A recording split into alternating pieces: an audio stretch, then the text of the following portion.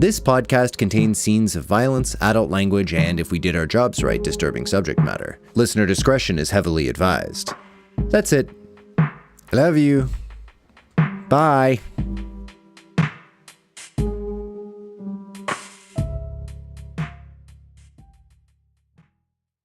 Hey there, listeners. Is there a hole in your heart that only desert bears can fill? Does fantasy heroism make you yawn? Do good roles keep getting in the way of interesting stories? Daniel's Dread Tales is the show for you. We've got more desert bears than any other podcast. We've got a character who's an embodiment of breakup brain. We've got angry steampunk wives and rolls so consistently low, you'll think our dice are fixed in a way that doesn't really make sense. Here's just a taste. I would say cooler, but that would imply a bit cooler. The shadow is black, even in infrared vision. Oh, so that's actually even more scary. So if you're looking for something new in your role-playing podcast, check out Daniel's Dread Tales, wherever you find your podcasts.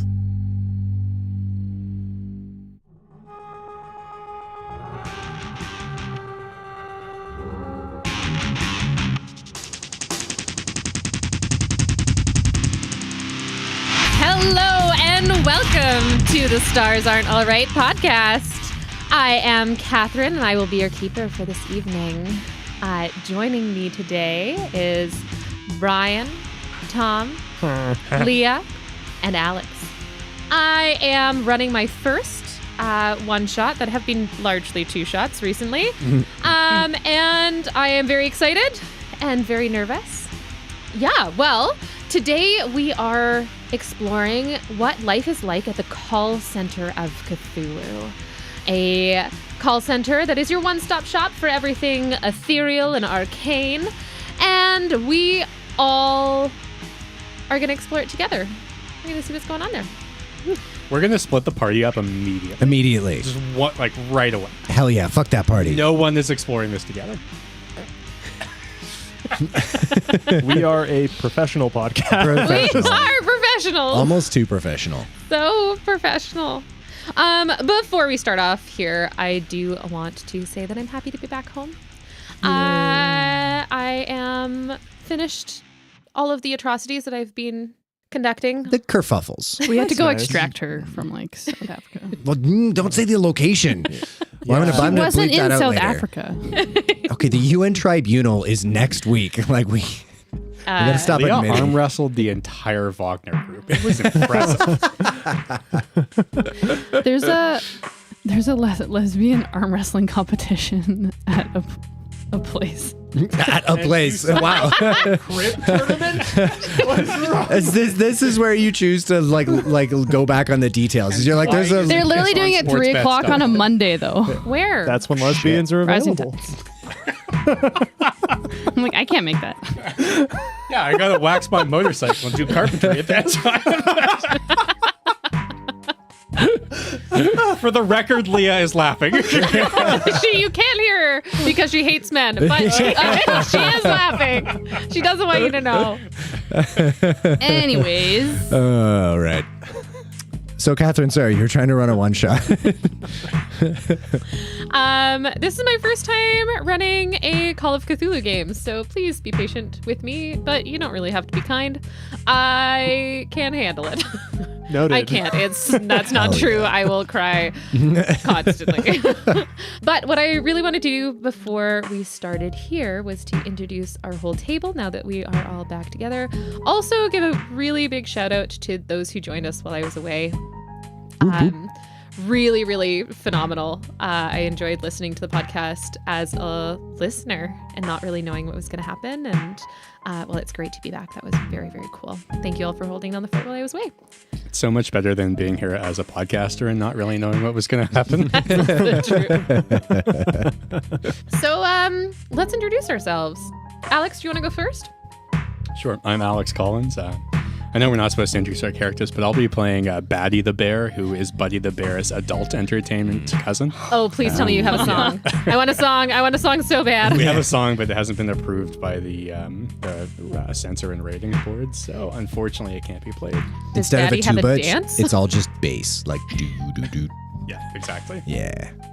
Does Batty perform anywhere? Batty performs at the local Cat Scratch Club, the Beef Baron Strip Club in Markham, Ontario, Club Super Sex in Montreal, even though it closed down 7 years ago. R.I.P. The Sundowner in Niagara Falls. Yeah, Sundowner in Niagara Falls. And she's taken over from Bridget at Calgary Stampede every summer. Excellent. Amazing. Excellent. Thank Amazing. you, Alex. Also amazing encyclopedic knowledge of strip clubs internationally. I'm actually horrified. Yeah, I had to do so much research for that.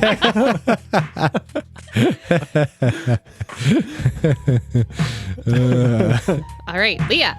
It's Leah. Hi, Leah. And I'm introducing what? You're just yourself. Myself. Yeah. I'm Leah, and I can't make it to the arm wrestling. Damn. But she would fucking win. She would fucking win. crush She would it. win. She would win. Voted most like John Bernthal in our group chat. It's true, yeah. Yep, exactly. They just all want to be punished. Oh. I'm the criminal. We got a fun fact from Alex that actually, Leah, I want to know vaguely without any details, since we're going to be at a call center, what's the worst customer service story in the shortest amount of time you can tell me? What's like your biggest customer service trauma that you have? Can I say one from I'm on the service end?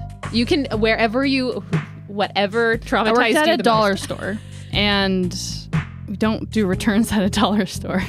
Actually, we did. We're the rare dollar store that did, but typically dollar stores don't do returns for obvious reasons. It's just cheap shit anyways. But we had like a 30-day policy. Anyways, this guy comes in with like a plastic spray bottle. It was over 30 days. I think it was like 2 months. And he's like, I want to return this. I'm like, oh, sir, sorry. Like our policy has to be within 30 days. He's like, it doesn't work. This bottle was like $1.50. And he got up in arms about not being able to return this spray bottle. So, yeah. Yeah. And it has That sounds stuck about with right. you for years. Yes. Oh, yeah. This is the trauma and I am hoping to impose in this short campaign. Already too real. Already too real. Tom, you want to talk about some trauma? No. My name is Tom, and we're not talking about our characters, but I'm going to talk about one who will be forever in our hearts, Hobart Glenn. Hobart Glenn. Hobart Glenn is near and dear to the team that will be existing, maybe, who can say, and he had some good customer experience things. They were all great stories. R.I.P. Hobart. R.I.P. Hobart, or, wherever he is. Tom is referencing this because Tom and I, without talking to each other or consulting, accidentally made the exact same character, and Catherine made one of us change. Yeah, and it was me. I changed. You make me sound like I'm just steamrolling you guys, but it was unbelievably similar. So anyways, there was this horrible customer service experience where my keeper was like, your character sucks ass. Moving on. I actually have so enjoyed making these guys make characters by being the worst possible employer. Like Hobart, I mean, I really like you, but you know what? The executives, they really weren't feeling you. True. You were, man, the middle management is showing. Yeah. Like, oh, it's not me. I'm so sorry. I don't want to fire you before Christmas. It's just the executives. Mm-hmm. Yeah. Mm-hmm. Yeah, that's me. Excellent. Ryan, Man. let's talk about your call center drama. Drama? Okay. Oh, man. That's a deep well to draw from. Do I pick one of the death threats from when I was a telemarketer? Because, I have been when I was a telemarketer, I got threatened to be killed. You get your goddamn ducks clean, they're all fucking ripped, you're throwing out. I like that you assume that I was being marketed too. Like telemarketed and like I'm assuming you threatened people to Oh, get their right. No, I've been threatened to be murdered in most of the ways when I was telemarketing. But those actually kind of rolled off of me. One that really stuck with me is I was working for an outdoor apparel shop. We won't specify which, but very open-ended return policy. Been around for a while, and somebody showed up with a pair of gloves. They were winter gloves. And they were obviously so old. They had a logo that we hadn't used in like 7 years on them. And he said, I'm just not happy with these and I want to return them. And so just to humor him, I was like, sure, I'll take them. And he passed them to me. And they'd had so many holes in them that he'd not only put duct tape on the outside, he'd had to put it on the inside as well. And I was like, these are pretty used. He's like, no. And just like would look me straight in the eye. And he was telling me like, no, I bought these gloves recently and they didn't meet my expectations. Anyway, I didn't return the gloves for him, and he also got quite mad and he stormed out of the store, and now those gloves are hopefully in the garbage where they belong With and their that's owner. with their owner who I killed. Really quick, this exact same store. Someone Which will go unnamed. Unnamed store. Someone had brought in a pair of hiking boots. And usually the policy was if it's like all dirty and muddy, like they gotta be returned clean. Yeah. Right? And then we're pretty chill about it. Like mud was like caked onto the bottom of these shoes. So I'm like, hey, like I can't take this back. Like they gotta be clean. And she's like, are you serious? And I'm like, yeah, they gotta be cleaned. And she's like, I gotta go clean these. I'm like, yes. And then she proceeds to put the boots over top of the desk and starts banging them, and mud starts going everywhere on the counter. Jesus. And I just looked at her dumbfounded, like, I don't even know what to do with this. You're insane. Yeah, there's definitely a level of like shitty entitlement that you see in retail. Those for the listeners who are putting it together, Leah and I worked in the same store, which is actually where we met. And I don't know about you, Leah, but I had so many people. You've opened the floodgates, Catherine. I actually realized that this is a bad idea. Yeah, I just remember during COVID We can when cut this all people out. would wear their mask correctly, and you're like, great, amazing, because so many people didn't. They would dick nose or they would do whatever, and then they'd walk up to you and they'd take their mask off to speak to you, and it was like, that's the whole point of it. Like, this is the most important, like literally, like you were just about to cross the finish line and then you shot yourself in the leg, but more accurately, you shot me in the leg and you shot me with COVID. Brutal. Good job, Brian. We're getting rid of our anti-maskers. Oh shit! We're just really losing the anti-vax, anti-mask. Don't worry, listeners. some members of this podcast love freedom. So Brian and Leah talking about their experience actually reminded me that this is real quick. I actually repressed this. I speak French fluently because I'm Canadian, and I worked for this place that everyone in Canada knows. It rhymes with Banada Flevenue Regency. At their call center, and it literally gave me an ulcer. That makes sense. I fully believe that. Yeah. All right. Well, that's what you're dealing with. There's going to be a lot of rage coming down the table at you today, Catherine. So I am so ready for it. I have worked in HR. Yeah, excellent. Well, without further ado, let me welcome you to the Call Center of Cthulhu. Okay, we're going to talk crunchy. amazing. Okay, guys. So Are those flashcards? there will be a quiz. there will be Oh, there no. will be a quiz. So Alex, you're throwing a lot of shade for somebody who literally put an LSAT question in your one shot. Who told you that was the LSAT question? Okay. So Brian normally adds an I know a guy card for everybody. I wanted to add something kind of similar. I but know a woman. I know. Yeah. Yeah. I know a woman card. I still have some growing to I do. failed. guys. Dibs, Celine Dion. Continue. Actually, Leah and I still have we still have to talk to one another on the podcast without talking about a man. So Yeah, we got to pass the Bechtel test. We motherfucker. haven't passed the Bechdel test? What does this have to What? do What with are you talking margarine? about? I feel like our characters flirted a lot. I'm sure I'm we've joking. passed the Bechdel test. I keep watching movies and realizing that most of my favorite movies do not pass the Bechdel test. Yeah, totally. Okay, anyway, customer loyalty card. So, as a part of the Call Center of Cthulhu, most of our call center employees have had to interact with customers. Now, there is a customer frustration and loyalty mechanic that I have baked into our game today. You don't know the back end of it, but I want you to come up with the name and kind of situation in which you met this customer and why they would be loyal to you. And they can come to your aid sometime later. A customer? Customer loyalty. You have built customer loyalty with somebody over your years at the call center. So that's what these are. Customer loyalty. If you get into a pinch, you can use a customer loyalty card. They can help. Okay? Cool. Very Yes, Tom? As it is the call center of Cthulhu, and we have established things are going to be wonky, can they be people who are from the past, present, future, and or living or dead? This is a great question. So the Call Center of Cthulhu, which this to be included or not in the recording, we can even do a guide to the Call Center of Cthulhu if we need to. I have a lot of story here. The Call Center of Cthulhu lives nestled in between the 5th and 6th dimension. It lives outside of space and time and can really only be contacted in certain ways. Pigeon. So, that being said, it means pigeon actually is a very good, and I wish I had thought of it.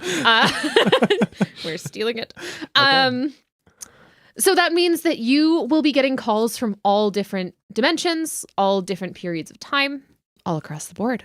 Love it. It also means that the Call Center of Cthulhu exists within the same realm as all of our other one-shots and regular storyline. So maybe somebody you know has called the Call Center of Cthulhu.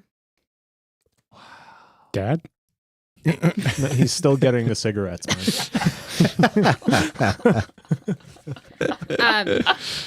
Use it as you wish, but you each have a customer loyalty card. Real quick, Tom, and for no reason, what was the name of your character that we had to give up? Hob. I have Hobart Glenn. I have his character sheet here if you want it. Oh, Tom, are you... Huh? Can you pronounce... Don't say anything else, but can you pronounce your character name for me? Called or Clad? Caldwell. Called. Or Okay. called. I wrote it in my notes as Cladwell. No. And then I read that. I was like, shit. Called. It's actually a joke for the name of the game because it's I- called well. You know? Oh, shit. Shit. Well, she's not a smart one. We start off by following a middle-aged man, wandering the basement of the Call Center of Cthulhu. Unfazed by the ever-changing dark hallways of his workplace, the rounds he makes while he's pushing his mop and his bucket seem fairly routine. He sniffs the air. The usual sterile smell of the basement is replaced by a faint, unsettling scent of ozone and something ancient and decayed. As he rounds the corner, he sees that one of the secure storage doors, usually locked tightly, is slightly ajar, creaking softly. From within spills a dark mist that seems to pulse with a life of its own, creeping along the floor and up the walls like seeking tendrils. Brian, can you please describe your character for us? Oh, yeah, for sure. So my name is Howard Gherkins, you know, come from a long line of Gherkins. You can call me Howie, though. Like, everyone calls me Howie. So Marge calls me. That's how we met, actually. She said Howie. She was somebody else. But anyway, just the, was in finance, Howie's, he's a pretty good looking guy back in the day, not anymore. But now, he's got a little podge on him. He's in shape, but round is a shape. He was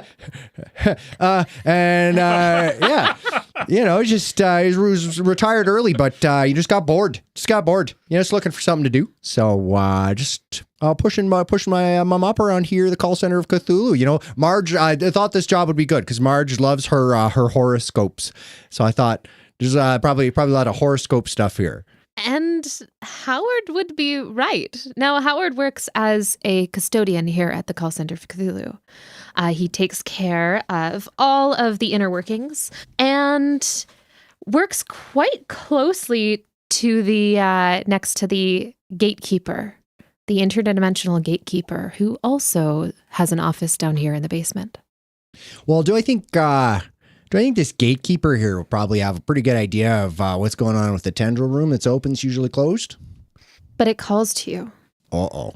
Maybe compelled by your duty to the job, or maybe heedless curiosity. You push the door fully open, and inside the room, you see it's bathed in an eerie black that seems to swallow the light that comes through the door. On a shelf that's labeled broken and unusable sits a small artifact, previously cataloged as a benign historical relic, but now throbs with a dark energy. And around it, the shadows move independently as if they were alive, twisting and contorting into grotesque forms. The air is filled with a whispering chorus, voices overlapping in a language not meant for human ears. You feel as your mind, it teeters on the edge of comprehension. Your head hurts. Your eyes start to feel the pressure. And each word threatens to unravel your sanity. The shadows seem to notice your presence as well as they move towards you.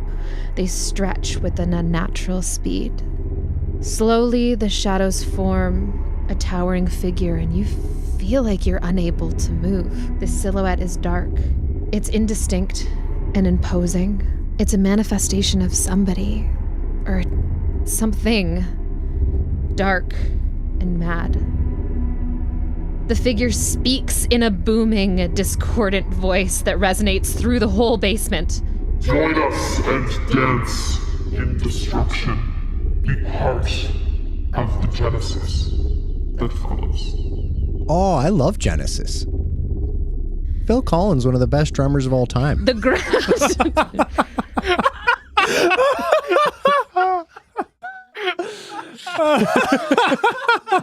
Catherine just took a long break. Say less, I'm in. I was so good for all of that. I get points for how good I was. You were very good. You were very good. But the ground beneath your feet starts to crack. The very fabric of reality starts to split. Your head pounds. Your eyes feel like they're going to pop out of your skull. You are in real danger here. And this is unusual. The call center is a strange and unpredictable place, but there are safeguards against horrors like this. This was a benign relic. It was cast off here to be destroyed. It shouldn't be doing this. How could it be doing this? As you feel yourself almost begin to step forward and succumb to the shadows, behind you steps Augustus Blight, the interdimensional gatekeeper. His huge form blocks most of the doorway in the room, and he raises his arm and yells, Olsomf, Vorge, Gothol, Givishil, Lust Oridol, Milkapkir, Bira, Osogon, Lat Norentoft, Kortdage, Othkret Manin, Deafa. The room shakes. With an earthquake-like rumble, the shadows explode outward, and with a scream, they are sucked back into the artifact. Augustus dusts off his hands. This is nothing like I've ever seen before, man. Well, you're telling me I didn't expect to meet Phil Collins today. You have to take this job seriously, man. I know that you're a retired dude, but I have a lot of work to do, and I'm the only... Really, it's all on my back, man. I gotta keep this place safe. Oh, no, that's too much pressure. You know, Augustus, we've been working together for a little bit of time now, and I'm sorry to hear you're having some troubles. Why don't you come over Saturday? Marge making a roast. Okay, we'll put the game on. Have a couple beers. I'll show you my stamps. I'd like that, Howard. I need a break. Actually, I think I have I've been working with, you know, Olive. All of the other reindeer.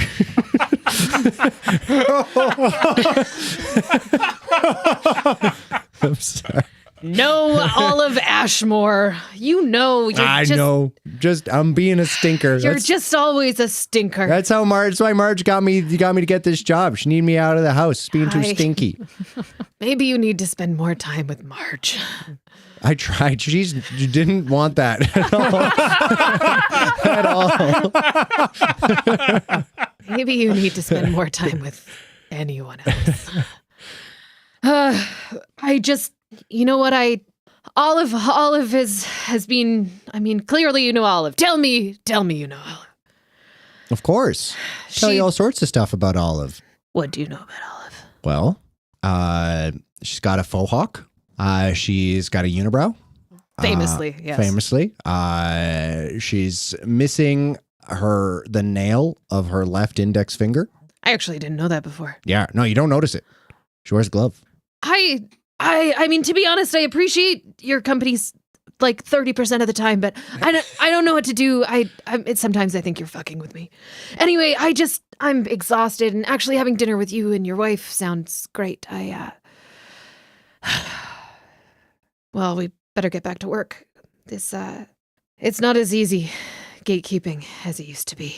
There's just a lot going on these days. Oh yeah, for sure. Tell me about it. There's a toilet clog this morning.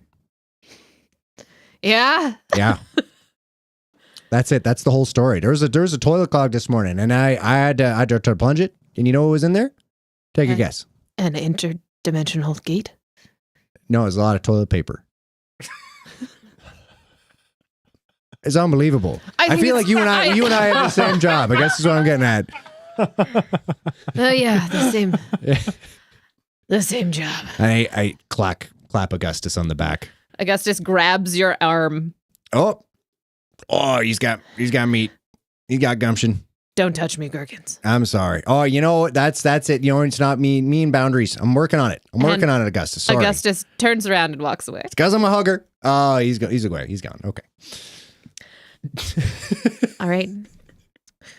We leave Howard Gherkins in the basement to finish up his shift. What the fuck did you say about Olive? Faux hawk, unibrow, missing index finger. Missing the nail finger. But they wear gloves, so you'd never know. One glove. Where's a glove? A glove. Like a modesty glove from the Sanderson book. Exactly. Also, was They're that Vorin. Old Valyrian, Sindarin, or Quenya? What were you speaking? What language was that? Yeah, that was 100% Elvish. That was Elvish or Valyrian? No, it wasn't. What was it? It wasn't fucking Klingon. It was Assyrian. Oh, it was actually just French. It's Pig Latin in French. Ah. It's Enochian. Enochian. Oh. Enochian. Wow. I Isn't don't that know from what that is. I only know it like that from Supernatural, but I'm assuming they didn't make it's a like language a from language of the angels. And knocking you out of his park, huh? Howie writes that down. Angels in the outfield.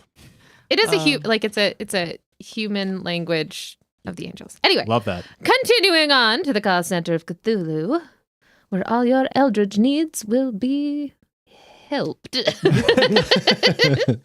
Listened to. Listen to and You haven't seen my listen skill. They may not be listened to. If Enochian is the language of the angels, does that mean it's what they speak when they're knocking on heaven's door? Oh, bear, bear, bear, bear, bear, bear. Oh, Wow. okay. Love that. Love that. Love that. Guns N' Roses didn't realize we're talking to a party animal. Okay. A few hours later, in another part of the call center, up a few floors, a new employee walks through the door, face to face with the new employee volunteer. Tom, you see Olive Ashmore standing in front of you. Can you describe your character for me? I'll approach Olive Ashmore and go, pleasure to meet pleasure to meet you. My name is Caldwell Hitch McGee. My friends, my enemies, and things in between call me Lonestar.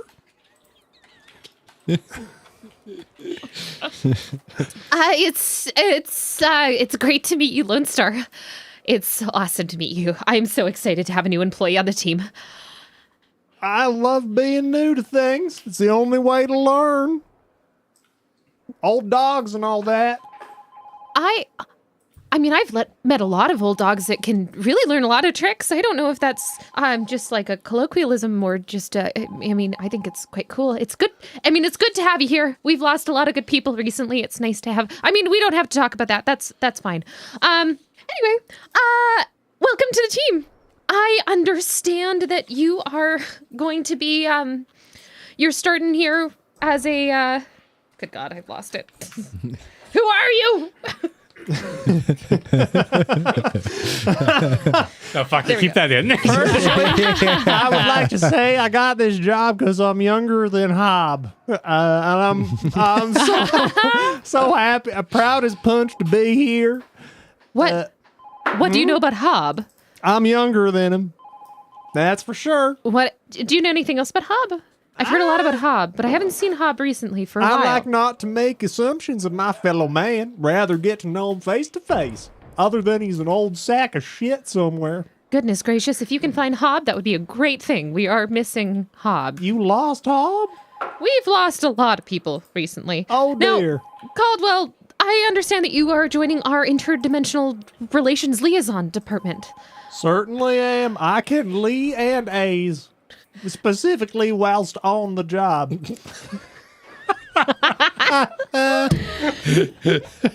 That's good. That's good.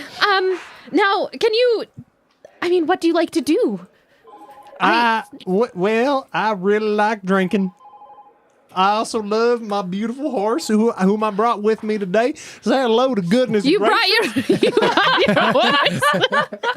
Yeah, she's a Shetland pony. I'm not a large man. Even though my striking good Clint Eastwood, I struggle with big. My edge, my learning's not so good. I'm handsome for a short feller. This is my beautiful horse. Goodness gracious. She Gracie for short. She's a Shetland pony.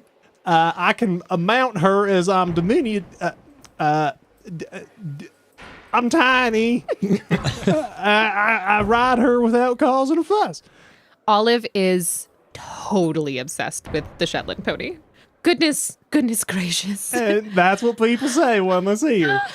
I was a little bit concerned at first, but I actually think that she'll be an awesome member of the team. Me too. Fantastic. Oh, great. Well, let me show you around the call center. I love that. We have so much to do here. First of all, we have our Eldridge Customer Support Department. That department is, the heart and soul of the call center. We do artifact activation there for any items that anybody wants to purchase from the Necronomicon Emporium. We also do some nightmare management services, curse reversal services. We always do refunds and exchanges as well. We have a fairly lenient exchange and refund policy here. And we do have an existential crisis hotline as well. If you or anyone you know ever needs to use it, it doesn't get as much use as we would like, but that's okay. But pretty much everybody starts there. But it's nice to know that you have some experience, and you'll be starting in the liaison area too.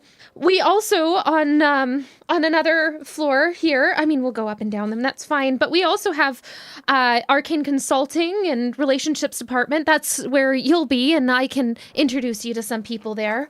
And we have occult analysts and our security department too. And finally, in our basement, we have our facilities and dimensional maintenance department. You probably won't meet them, but maybe, you'll probably meet Gherkin. The pickle? No. He's not. He's kind of a pickle sometimes, I guess. But Howard is quite a lovely guy. I wouldn't try and get into too long of a conversation with him because, he and I can ramble on for hours as she wipes sweat off of her unibrow. Would you like a handkerchief, miss? That would be great. Thank you very much. You're very welcome. It's got the Lord and Savior Betty White embroidered upon it.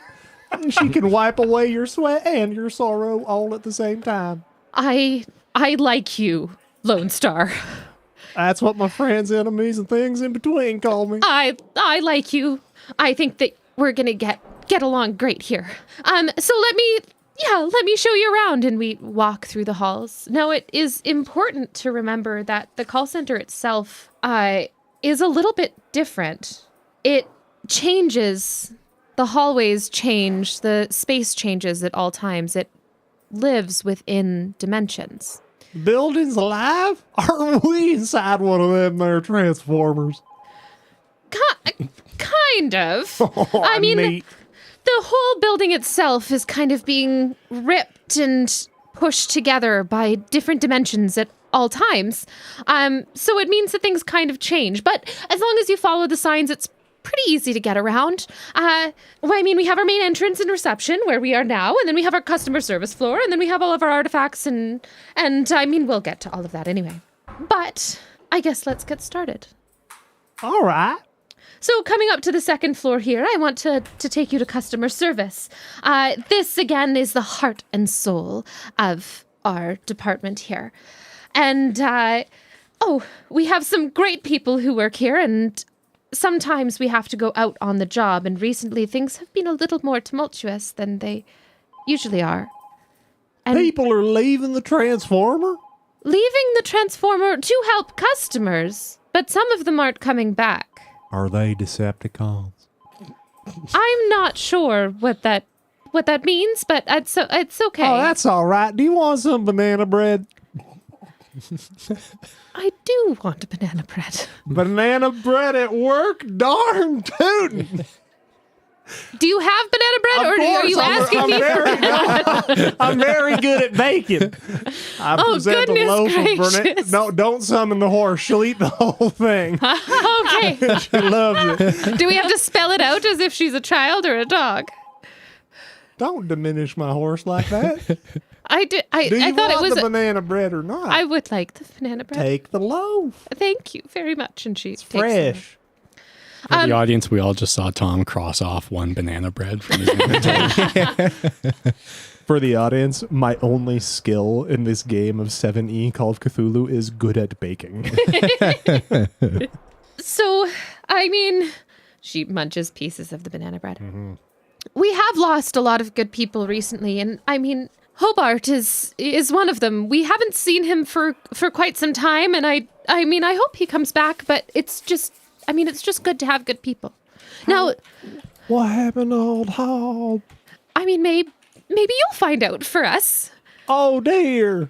But there are risks to the job here at the Call Center of Cthulhu, and we do not remain responsible for any of those Of course, arcane or ma'am. otherworldly things that may happen to you, or if you were ripped apart by space and time. It's just not... you signed it away when you started the job here, but what I'm trying to say is that... look! There's a call center employee over there, if you want to come with me. Very well, ma'am. You don't got to worry about me. I can't read too good or understand too good or speak too good, but I feel at home here. I also have the Lord's justice at my sides, and I can protect myself with those beautiful things. And, when times are dark, goodness gracious is there to be to sleep. You brought firearms into the... Of course, I never leave home without the Lord's justice at my sides. I think I might need to talk to Inhuman Resources today. Oh, But- they're very man-made. America, even. The most manly.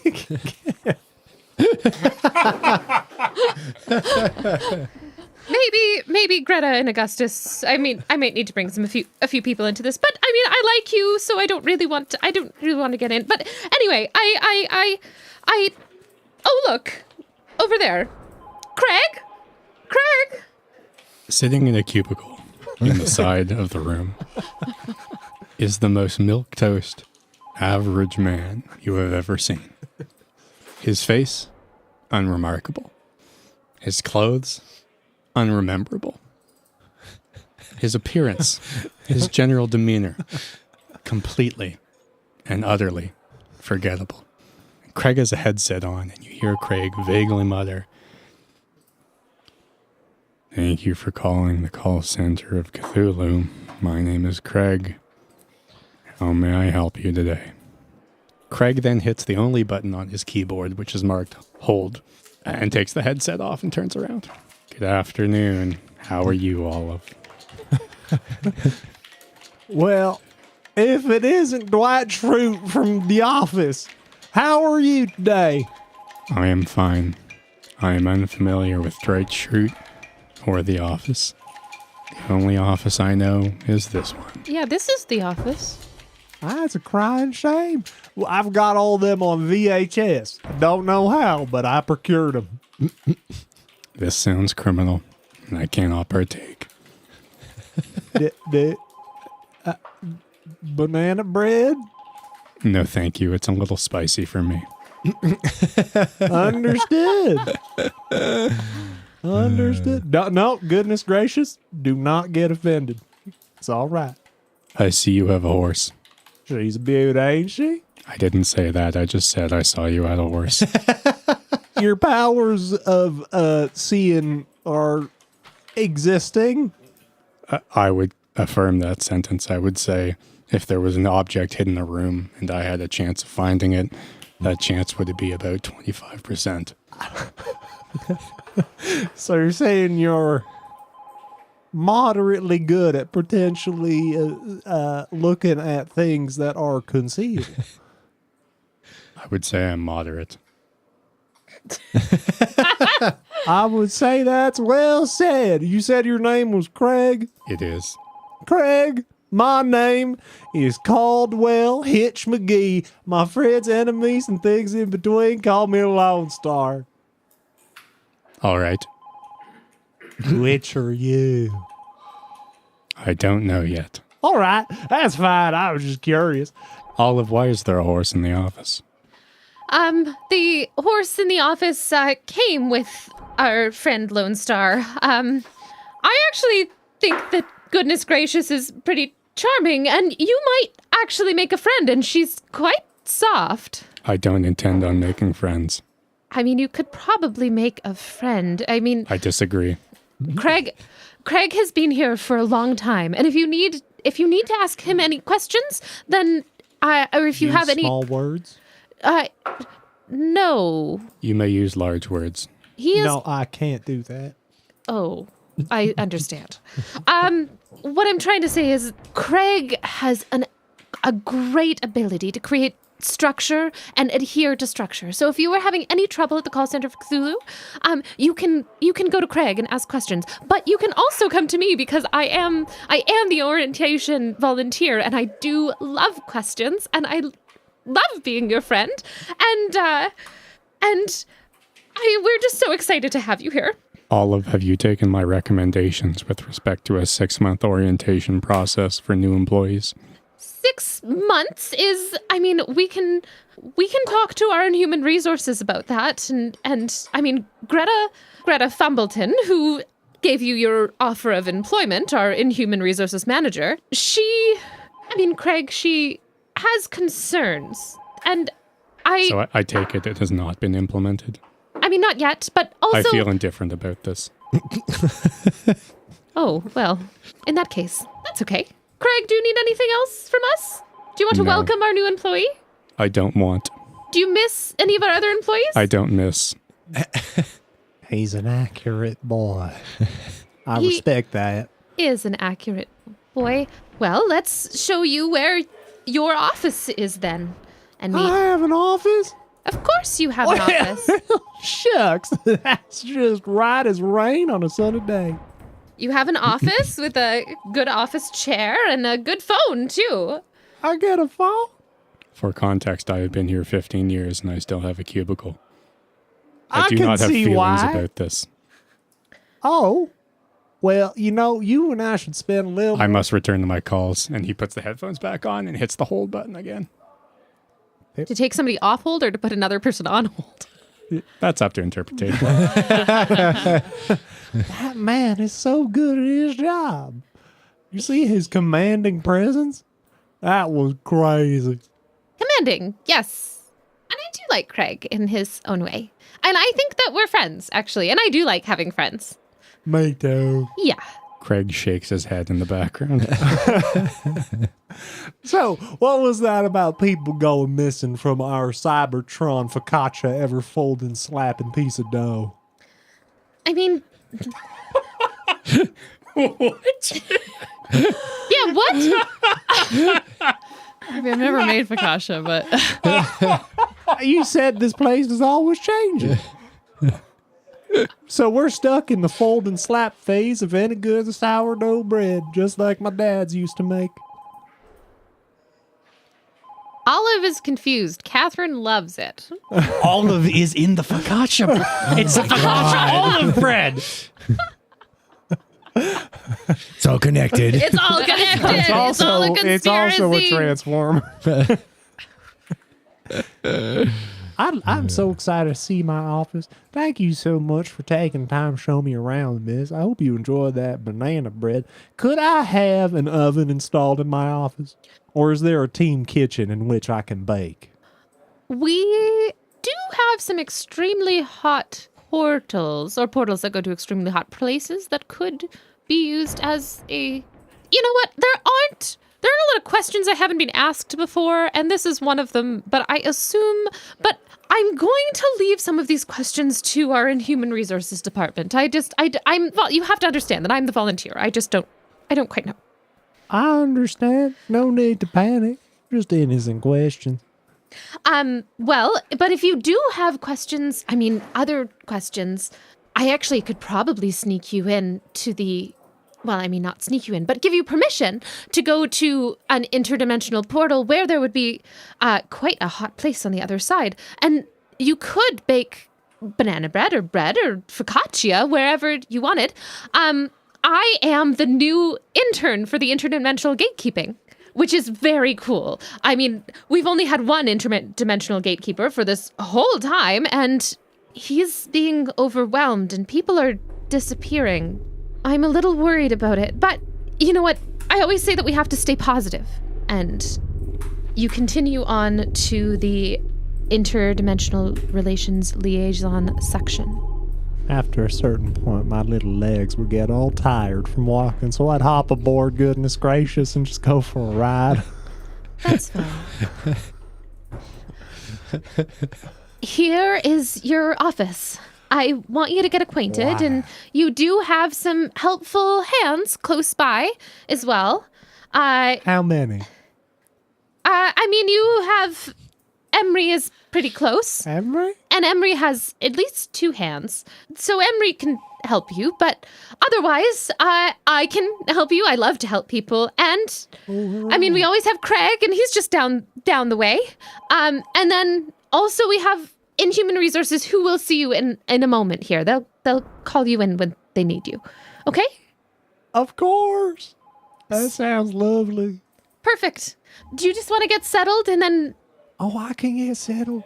The office is beautiful. I've never had a whiteboard. Not that I care that it's a whiteboard. I'd take any type of board. Woke king. Good. I'm gonna leave you here. I have a few things to do. And I will be back momentarily. Okay. Okay. Have fun. Travel safe. Don't get lost in the transformer. I still don't quite understand what you mean, but I am so excited you're here. Up on the 3rd floor, we sit in the Human Resources manager's office. We see Greta Fumbleton, and sitting across from Greta Fumbleton is Cathy.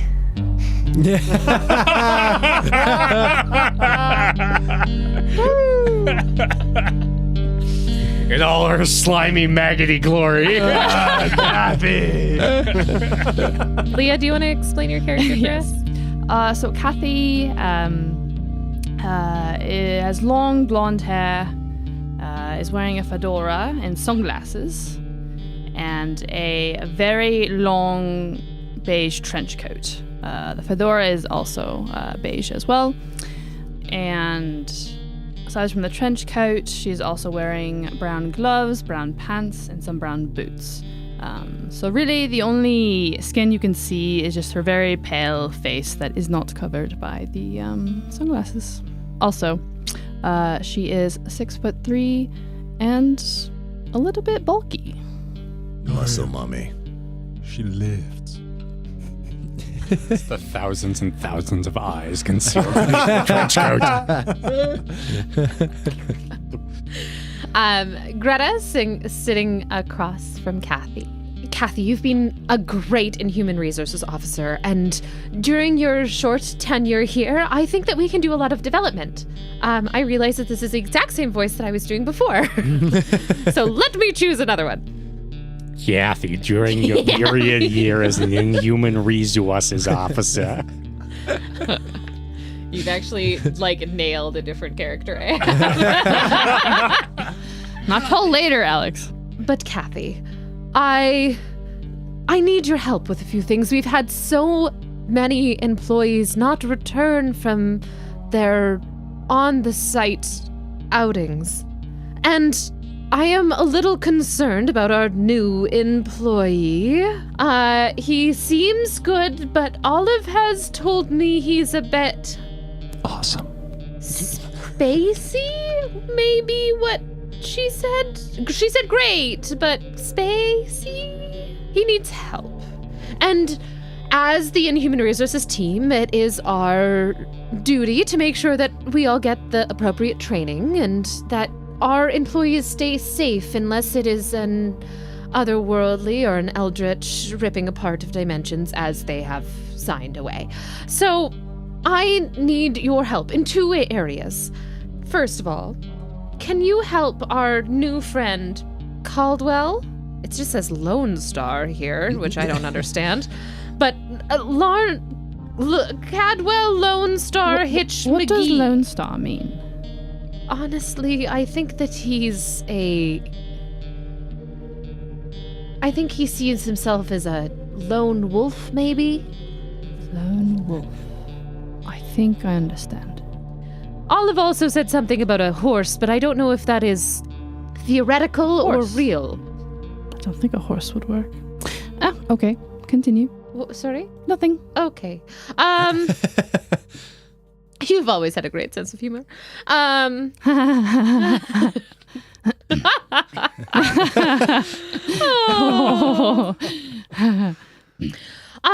the second thing on my agenda. So I want to make sure that he is properly trained and that he can help our customers in their loyalty program and all of that. But I also think that you and I together should talk to Craig. Craig. Which one is Craig? Craig Allman? Who? Craig in customer relations. Is I need that in the basement? No. No. It's on the first floor. First floor. Yes, first floor, of course. Oh, I understand. It's a joke. Yes. You're so funny. You're very funny, Cathy. You're all very the jokes, funny. yes. Oh, have you been working out? Do you look a little trimmer than normal? Hell of a thing for HR to say. Jesus. Rein it in, whoever you are. I mean, we do have an image to upkeep here at the Call Center of Cthulhu. No, not particularly. Wow. But thank you. You're looking, and I meant it as a compliment, so you should take it as one. Thank you. Good. Cathy, with her hand, moves her hair behind her. Back. We're all about uplifting our employees here at the Call Center of Cthulhu. Now, talking about employees that we are a little bit more, that could use a little more uplifting, Craig. Now, Craig has been a great employee for a long time, and I know he doesn't want for much, but he does seem to be vying for the relations liaison. And he has mentioned it a few times. Now, we've shut him down in all ways until now, and he keeps mentioning it. And not that he isn't a great employee, but I mean, we just don't really want him to move out of the position he's in, or give him a raise, or change his description, or give him any more responsibility than he already has. I mean, which is also why he hasn't gone out into the field and he hasn't disappeared like all the rest of our crew. But, I mean, that wasn't us. That was the interdimensional pulling and ripping apart, possibly. They still could be very okay. They're probably out on the farm with all of the other employees. However, I think we need to talk to Craig, and I've heard, although all of his numbers and his KPIs are perfect, he keeps people on hold for quite a long time. And I think that could be our next bit of leverage to tell him he can't get a promotion. So would you sit down maybe with Craig and I, and I mean, we can even bring somebody else into it if we need to, and we can just talk about building our team together. You know, I think I know what to do with him, and I'll talk to him alone.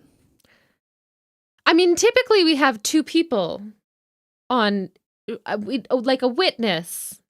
But that's not necessary. I will talk to him. It's fine. I will do just fine. I appreciate this. You know that I go on vacation soon, and I need to be able to rely on my team. Mm-hmm. So you will talk to those 2? Craig and who? Well, Craig and the new employee. Yes, Caldwell. The new employee. Yes. Caldwell Lonestar yes. McGee, as it says on the paper here. Yes. Good. Yes, that I can most definitely reread. Yes. You can read. You've worked here for how many years? As Cathy's face twitches a little bit from what you can see. Oh, you're just joking with me, right? Yes. Oh, of course you've been here for 3 years. Of course, yes, 3 years. Yes, of course. Of course, yes. We've had such a wonderful 3 years. Yes. You're very funny, Cathy. Thank you. Yes, I know all the jokes. Oh, you're just too much. Too much. You are too much. Thank you, Cathy. You're welcome. And she gives you the biggest smile. It's not that big. I mean, Can I roll for smile? Please do. Oh. Surely this is Brawl. What? Cathy got a 5, which is an extreme success. Holy shit. That's a beautiful smile, Cathy. You are a very beautiful young woman. Thank you. This is like the worst HR. HR, right? Just make sure you stay skinny, but you're looking great now. I have seen better HR from Brazzers. Like this is. I mean, technically, it's I'm IR. a lifeguard. Oh shit! You know what? It's true. It's IR. That's true. It is IR. So what the fuck do you know about it? You know what? Touche. Perfect. Touche is what she'll do to you in IR. Brain and gutter, out of the gutter. Out of the gutter. Get out. Nope. Get out of it. Nuh-uh. No, thank you. Okay. I should talk to them now. Yes. Call them into your office and we'll do some training. And I mean, just let Craig down easy. I know he can sometimes be overly emotional. Right. Yes. The speaker on your phone picks up and goes, I'm not overly emotional. You've been on hold since October. I can still hear you while you're on hold. Craig, this is what we're talking about. This is exactly what we need to talk about. I don't think it's what we need to talk about. Cathy is on her way over. Hello, Craig. I feel nothing about this. Hello, Cathy. Hello. Hello. You see, Not this again. already cheering up. This is their meet cute. But meat is spelled MEAT. All right. Cathy gets up, and as she does, it's a little wobbly, but she gets up and then, with pretty square shoulders, walks to the door and leaves. Cathy, did you spill some water on the ground? Cathy looks down. Yes. Oh, practical jokes. it's okay. I'll call our maintenance team. Howard can be here in a moment. Wonderful. Okay. I'm going to go now. Yeah, yes. Okay. Cathy leaves and looks around. I'm assuming it's a little bit of a maze of cubicles. Absolutely. And absolutely forgets where Craig is. From a distant corner of the office, you hear, "Thank you for calling the Call Center of Cthulhu. How may I help you? Please hold." "Thank you for calling the Call Center of Cthulhu. How may I help you? Please hold." Cathy is mumbling to herself and this is okay. And starts to walk forward towards Craig's voice and eventually reaches him. "Thank you for calling the Call Center of Cthulhu. Please hold." but Craig? like for a while. Craig? And she taps your shoulder with her finger. Craig exhibits no response to any type of physical contact and slowly turns his chair around. The chair creaks. Hello. You know what? Press that button. Please. Lovely. Cathy pushes it. Somebody goes on hold. Lovely. They've been placed on hold now. The longest I've had anyone on hold was 4 years in our time. Wow. It may have been between 3 days and 19 millennia in their time. I'll never understand all this technology. You know the delay between the second prophet of the original God on Earth and the third prophet? That was me. Oh. Yeah, please hold. Boom. 6 centuries. And then another like 9 or 13 or something before they moved to a new continent. There was another prophet. Same thing. Me. Please hold. Craig, Yes. I may have brought this up to you before. And I can't remember if I did or not. First off, a question. Are you happy? I don't think that's relevant. But I will ask it anyways. Are you happy? Am I happy? Yes. I'm Craig. Okay. Right. Yes. Okay. Makes sense. Craig, can you come to my office or go to my office? Yes, go to my office so that I can see where that is and wait for me there.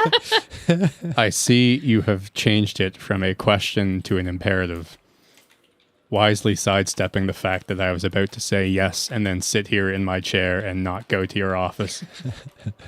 Yes, that is what I did. Imperative. This was wise. I will go to your office. Great. And gives you a smile. Craig reaches into his drawer and pulls out a little placard, and it says, "Please hold," and he just puts it on his desk and then walks towards your office. This is like watching two chat GPTs talk to each other. Wait, I have to roll for Isn't smile. it great that we made 2 characters that can't do humor on this humor podcast? They're pretty funny for characters you can't do humor. I got an extreme success on my smile again. What do you mean? What is happening? Craig takes 1 point of sanity damage. He's actually doing it. Oh yeah, he's doing it for sure. Craig, as you were walking to Cathy's office, you walk past a cubicle where Olive is sitting. Oh, hi, Craig. Olive. Craig nods, but it's like a full chin goes down and then it pauses. Aww. And then the full chin goes up, and that's his nod. Nice to see you too. Have fun. I have seen you. I've seen you too. It's good that we both feel seen. And then she Craig turns mutters, around. "That is not what I said," and continues walking. She turns around in her chair and keeps working. Craig continues to walk towards Cathy's office, where Cathy has had an office for 2.5 years. It's not quite a corner office, but it's kind of a corner. It's one of those corner offices where they've split the corner between 2 offices. And so like in one corner is a giant structural pillar so that you can be like, "Oh, I have a corner office." But you go in there like, that's not a real corner office. A detail only Craig would ever notice. Awesome. And you go inside. I do. I go inside to Cathy's office. Can you make a spot hidden check? Oh, fuck. That is a success. You know what? I'm going to spend 2 luck to make that a hard success. Okay, I would say under the desk, there's like a small lip that you can see under. Otherwise, it's not like a crawl through desk, but just underneath, which looks like would be where she sits. You see a little bit of water or something else. It looks damp or like there's some kind of puddle of some kind. Craig picks up the phone and dials 9 and then mashes 9 a bunch more times and goes, "Hello, Howie? Howie? Is this thing on? Howie? Oh, I always get this one. Are you on speaker? No, I'm on the phone, Howie. You are also on the phone. Oh, is this Craig? This is Craig. Craigular guy. Yes. How You've you called doing? me that several times. Yeah. Because we're Craig. friends. Howie, I want you to listen closely. Oh, yeah, for sure. I am Craig. However, despite being Craig, I am in Cathy's office. It appears that the ventilation system is acting up again and that there is water leaking onto the floor. Uh-oh. This is suboptimal. Kindly proceed to Cathy's office with the tools required to fix the ventilation system. Well, you're not technically a supervisor, Craig, but I like it. He's just a Craigular Joe over there, just a Craigular guy. He's a good guy. So we're gonna take care of that for you, Craig. Hey, bud, you're gonna come over someday. Marge is gonna make a roast. Augustus is coming over. You can look at my stamps. Craig considers the idea of spending like 4 hours looking at stamps and goes, maybe. I will see you shortly. Sure will. Goodbye. See ya, bud. Or just bye. There is no good. Oh, I'm rubbing off on you, Craigular. Please hang up the phone for good. Good God, make it stop. If I may. So Cathy sees where Craig goes into her office and mumbling to herself, there is where it is. Okay. Oh no. Who is Lone...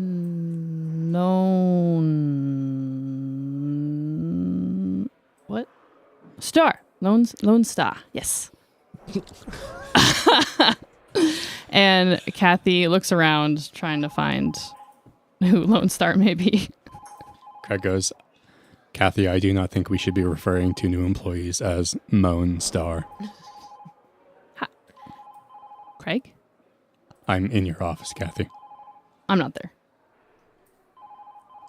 Cathy, you've internalized the Craig. I thought it was another phone. It goes. Just you have all the phones on hold. Your fucking pager somehow is emitting sound, and it's like, I'm in your pager, Cathy. I've had you on hold for 3 years. What are you doing, Hal? Remember when you were paged for your job interview? You've been on hold since then. Cathy just starts mashing the hold button on Craig's desk. That only puts more people on hold, Cathy. With Okay. every mash of the hold button, my power grows.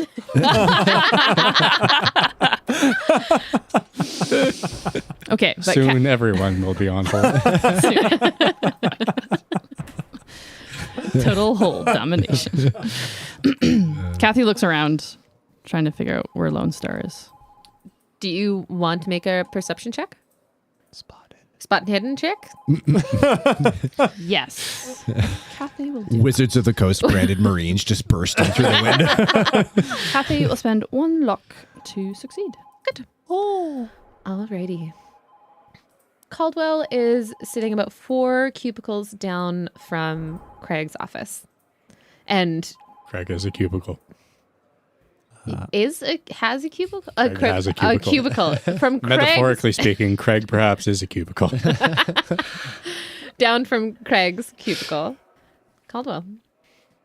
Well, I'm just as excited as sarsaparilla on a Sunday morning in Tennessee to be speaking with you today. What was your name again? Todd? Todd, milk going bad isn't a problem for this hotline, but I do sympathize. Hello! What on earth is your good name? Easy, goodness gracious. Cathy's mouth is just open. And from what you can see of her face, maybe looks perplexed. I do not know what you just said. Quite frankly, nope, do I. Is that English? Could be. Are you French? I don't like them. No. That's good. Good. Do you like banana bread? I've never had banana bread. I've got it. Here, Hike yourself off a little slice there. Cathy pokes the banana bread. Oh, it's edible, don't you worry. Come on. Take a little slice. So I eat it. Yeah, you put it in your mouth. Chewing is recommended, though it is moist and equally dense. Not a wizard, just in love with the craft.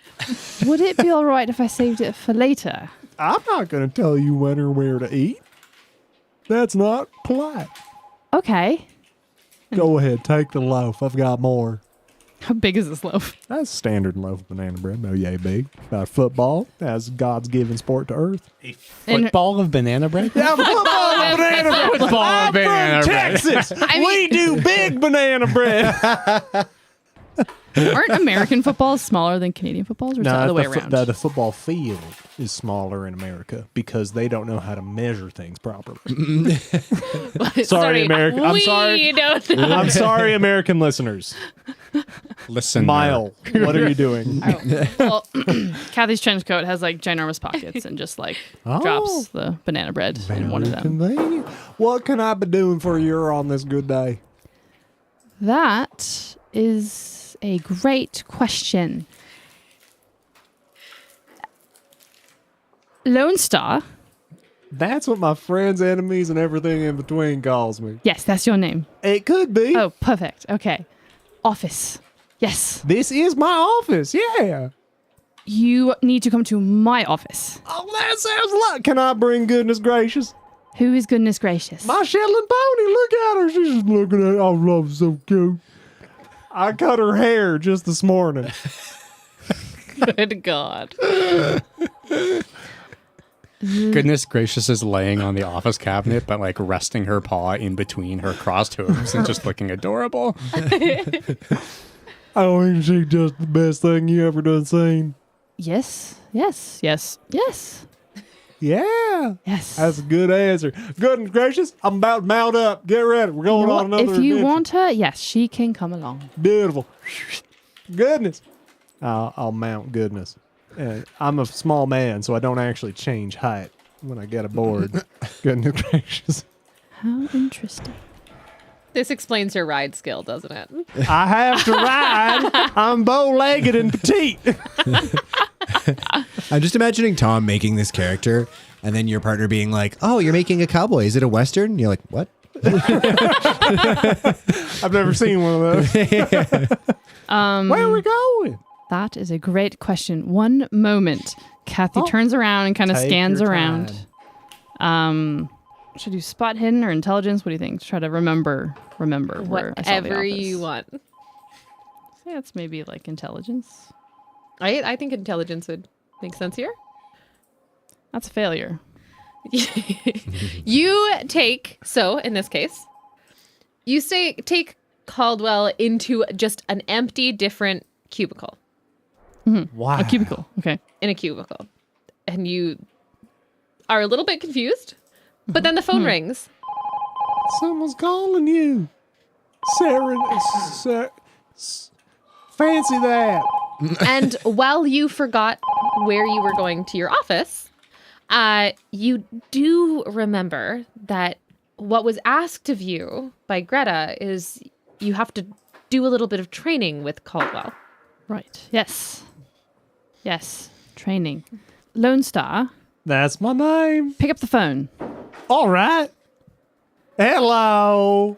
Brian, can you roll a D100, please? Okay, but because that's what I want to do. Good. You're not my supervisor. Literally, in this case, you are. 44. Hello? Hello? Hi. Well, howdy. This is the Call Center of Cthulhu, right? I lit some candles and said something they say? crazy, and I'm freaking out. You lit candles? Are you in a ventilated space? Yes. Oh, that's good. What's going on? I keep seeing this door. They're seeing normal objects. Continue. Actually, could you roll either a listen, psychology, occult, or library use? I am a good listener. what we are trying to do here is we are identifying the problem. So depending on how you roll, you will get more information. All right. Well, golly gee, that's a success. Well, I have a door in my house, like normal doors that I go in and out, and but this one appeared out of nowhere. Wow. And every time I move, it kind of moves, and I'm just really freaked out, and I did do something kind of bad, but we don't need to talk about that, but I think somebody has cursed me or put something on the house, but I don't know. Slow down there. You said you did something bad. Do you have a curse reversal service? Curse reversal? What about dress rehearsal for coming to terms with your feelings?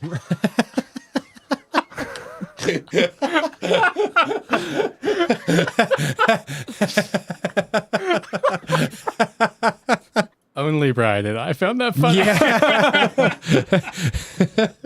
Sorry, I have dice to roll with that.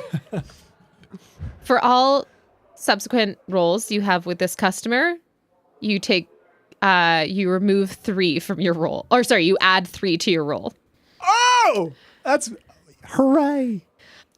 This isn't funny. I know it seems like it's just something stupid, but it's really freaking me out. No. And I don't know where the door goes, or what if something comes in through the door. Look, worst case scenario, most things don't have thumbs. You're gonna be okay. Think about all the things in the world that can't open doors. I am thinking about all of the things in the world that can't open doors, and all of them are scary. And that's okay. We need to understand why it could be scary. What did you do that was so bad to make you think it's scary? It's not like you adopted puppies under candlelight. What did you do? I may or may not have been going through other people's doors when they're unlocked, and and maybe just pretending that I live other lives in their houses, and now I feel like it's coming back to haunt me, and I don't like it. And there's an unsettling whisper on the other side of the door, and I think it's going to come after me. Anyway, Well, thank you for sharing your dilemma with me. Sounds like you've been frogging a bit too long and your toad's done croaked its last... So, let me transfer you to the appropriate department. No, don't transfer me.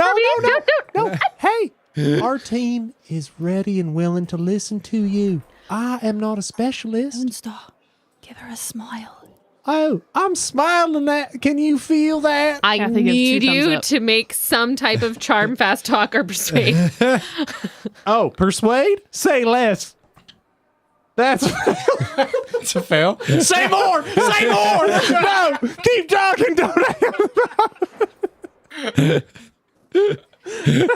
All right, now good persuade. every roll with this customer, you will need to add 5 to your roll. Wait, adding things is bad in this game. Adding things is bad. I'm inheriting the stupid of my character.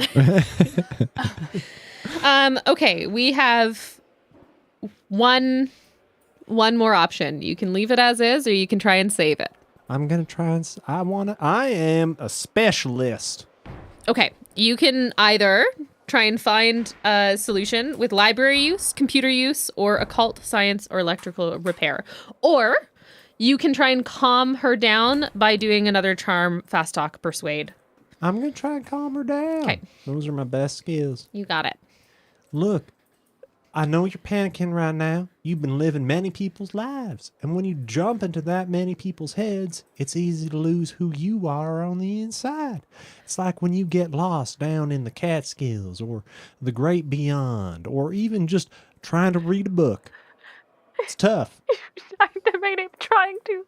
I know. I'm trying to escape who I am, which is why I break into all of these people's houses. I understand. It's hard to be proud of who you are. I spend so much time on social media looking at other people's lives, and they look so much better than mine, and I just want to live that life. Have you ever been in a Mercedes? No. Well, let me tell you what. I done been in a real old one. It was no better than a beat-up, shitbed Honda Civic. All it did was say things in German, and people barely speak English, my neck of the woods. All it did was confuse folks. You're not worse than other people. You just see more in others than you do in yourself. Thank you. Of course, darling. Do you smell the banana bread I'm holding up to the phone? No, it's a phone. I thought it was like smell-o-vision at the call center of Cthulhu.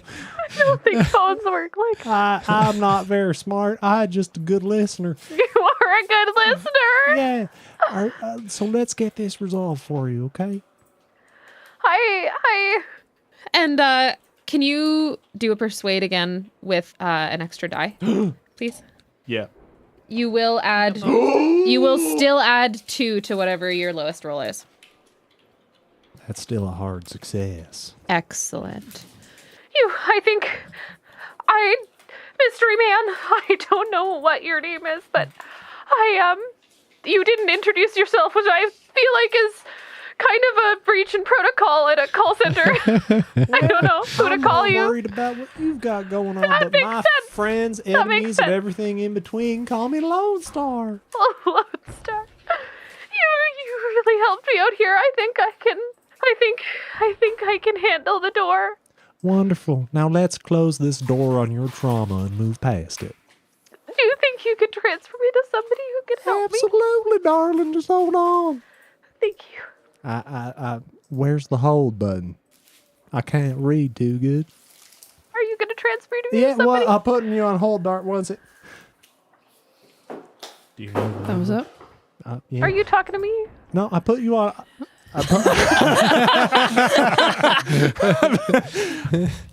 Hold. I put her on hold. I pressed the hold button. How'd that go? Perfect. Oh, great. Do you know where the appropriate department is I'm supposed to transfer this person to? How about this one? Cathy just presses a random button. Well, there we go. I'm proud to have your expertise at my side. I'm just a listener. I don't know what's going on around here. Sometimes neither do I. Oh, Cathy! What a jokester you are. Yes, I know all the jokes. I can tell. Well, your office is lovely. Firstly, thank you for bringing me across the hall this here. is not my office. Oh. This is what they call another cubicle. Oh, yes. Because of the square shape. That's why. Yeah, it's not a circle, is it?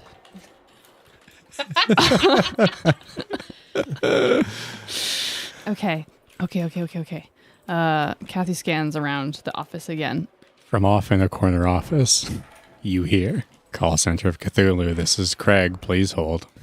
Is he answering phones in my office? Call Center of Cthulhu, this is Craig, please he hold. never stops. Were you talking to Craig too? Goodness gracious. Craig, yes. Goodness gracious, she's got a great set of ears. We can just follow those beautiful little satellite dishes all the way home. Yes.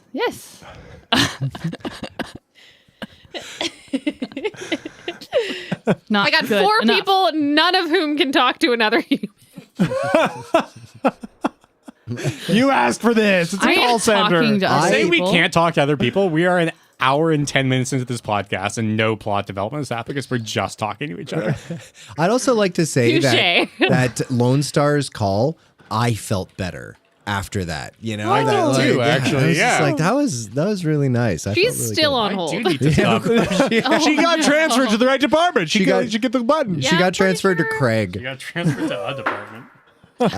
She got transferred to a department. That's exactly it. May I say, at this point, behind you, as goodness gracious is clip-clopping in, you hear these squeaky wheels, and if you look, you see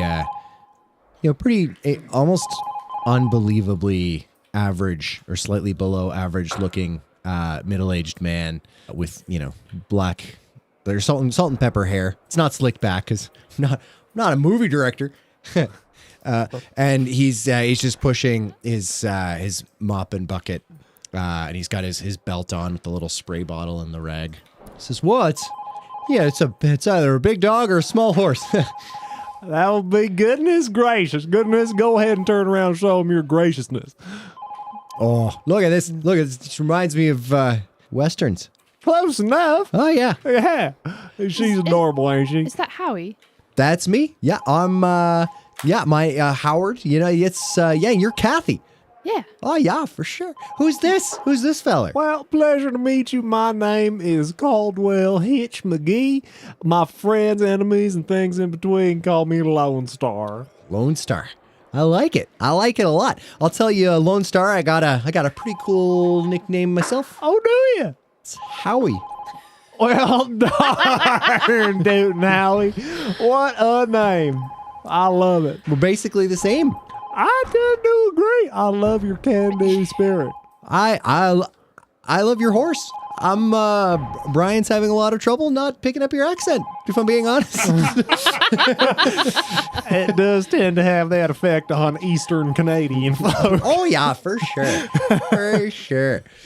So I understand, Cathy, I heard there's a leak in your office there. What? Yeah, that's what Craigular Joe was saying. Craig is just behind everyone. Oh, Lord. Oh, there he is. Yes, the leak is in Cathy's office. Oh, I'll... Why are you storing Please vegetables proceed. in there? And like all of a sudden, like knowing exactly where she needs to go, she like rushes past you in like a very awkward kind of jog, straight to her office. I like the new trench coat, Cathy. It's a good look. It's like you're in the Matrix. I've always worn this. Oh. Well. Howie, the leak appears to be under Cathy's desk. It needs to be remedied. Oh. Well, Thank you for your service. You're so welcome, Craig. You know, and thank you for all you do. You know, every time I see you, I'm picking up your accent again. Motherfuck. It's hard. It is fucking so very hard. As soon as Tom told me he was going to be like a Western guy, I was like, good God, no. Cathy's just like, sorry, is this my opportunity to be a Southern belle? I'm just going to be a Southern belle the whole time. Anyways, yeah. Cathy rushes to get into her office first. And she closes the door behind her. Okay. And then she looks around. Craig is in the office. How do you do this? People tend not to Craig, notice me. Craig, what kind of leak? What are you talking about? What leak? Where? There is water under your desk, Cathy. On my desk. Craig, turn around. Why? Face the wall. I'm going to open the door. No. And then I will face the wall. It's my preferred position anyways. Craig opens the door, and unless you're going to like try to grab him or something. Craig opens the door and then just faces the wall.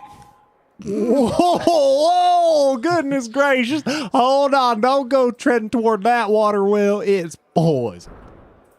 Oh, yeah. You know, you don't want your horse just drinking stuff they find on the floor. That's for sure. Not in this place. I did that once. Let me tell you. Didn't feel good. Oh, you know what? That makes sense. Floor water, not from the Lord.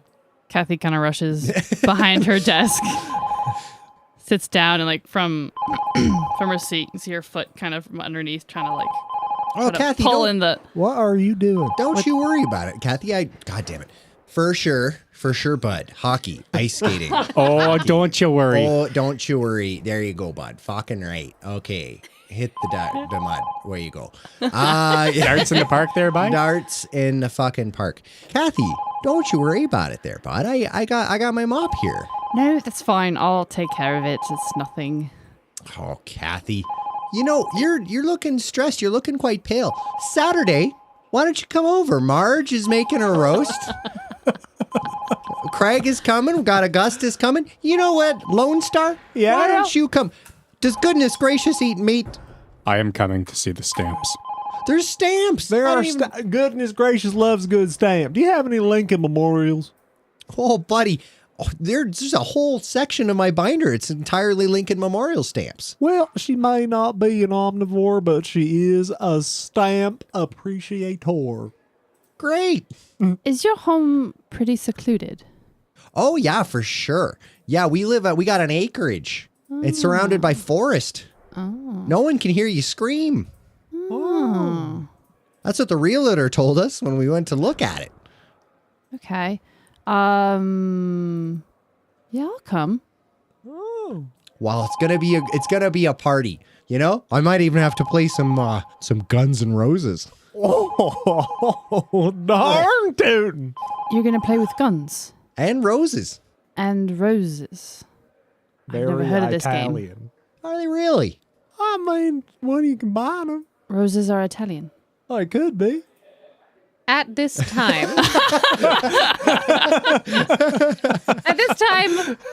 Greta, the Inhuman Resources Manager, just takes a bit of a walk by the office and sees everyone talking and says, "Oh, hi, are you? It's not that I don't trust you. I mean, trust but verify, right?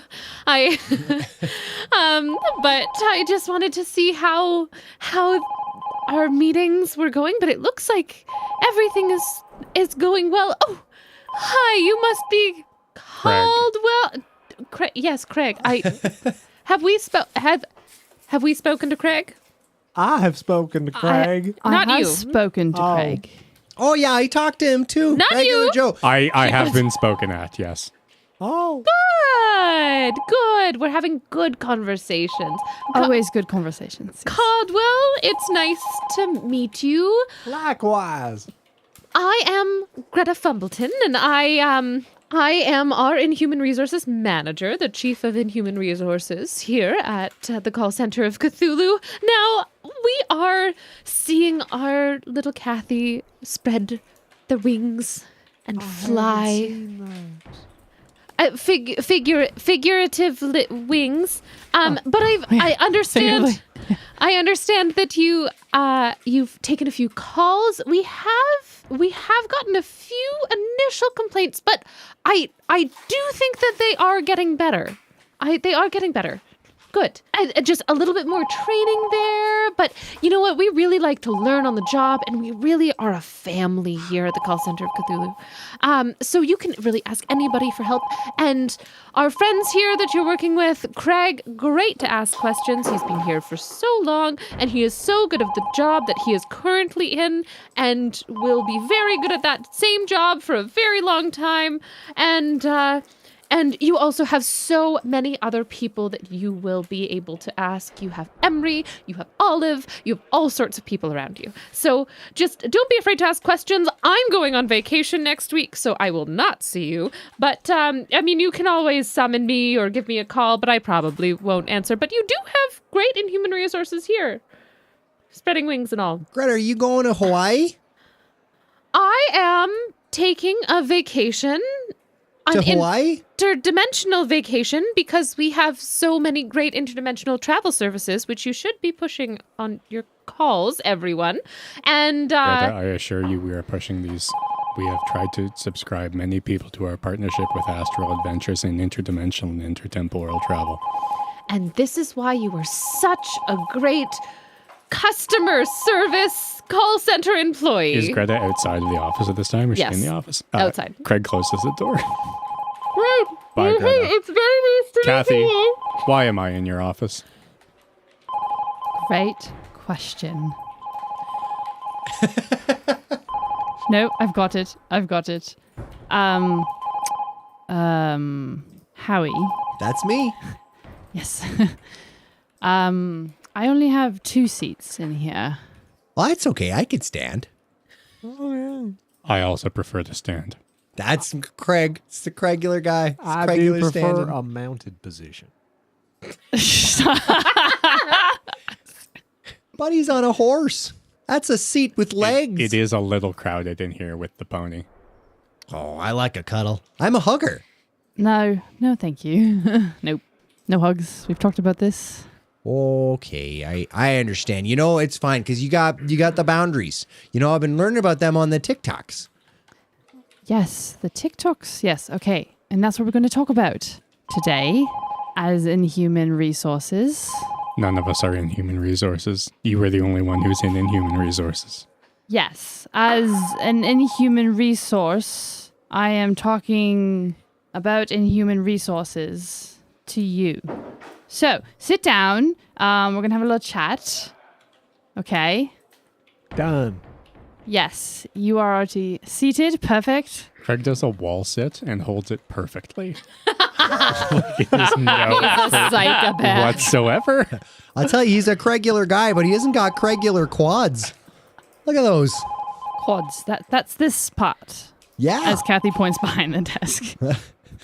I presume. Okay. Yeah. Now I remember. Yep. Okay. So, she points to Howie. You need training, and pointing to Lonestar. We don't want to give you a promotion, and pointing at Craig. Wait. Craig. I am Craig. I will come back to you. Howie. Well, I'll get trained. I honestly don't know why you're here. But Lone Star, you need training. Yes. Got it. Craig, no promotion. Oh. I feel nothing about this. As you always do. So, I have an idea. First, we are all going to smile. I love smiling. You know, Marge, she said that my smile, it was okay. My face was more designed for comforting grimace. I got a hard success on my smile roll. Can I roll power opposed to her hard success on the comforting smile? Oh, okay. I also would. I would also like to do that, yeah. I succeed. I regularly succeed. I have an extreme success. So what does that mean, Alex? On Craig's face, you see not a frown, but the antithesis of a smile. Like, if you can picture the complete absence of a smile while also not displaying any other emotions, you look into Craig's face and you see the unbirth of the smile as a concept. The smile has never been. The smile will never be. The smile is a concept which is foreign to this world and outlawed by the laws of God and man. Now that we're all smiling, that means we're happy, solving problems, because we're happy. And human resources is so easy.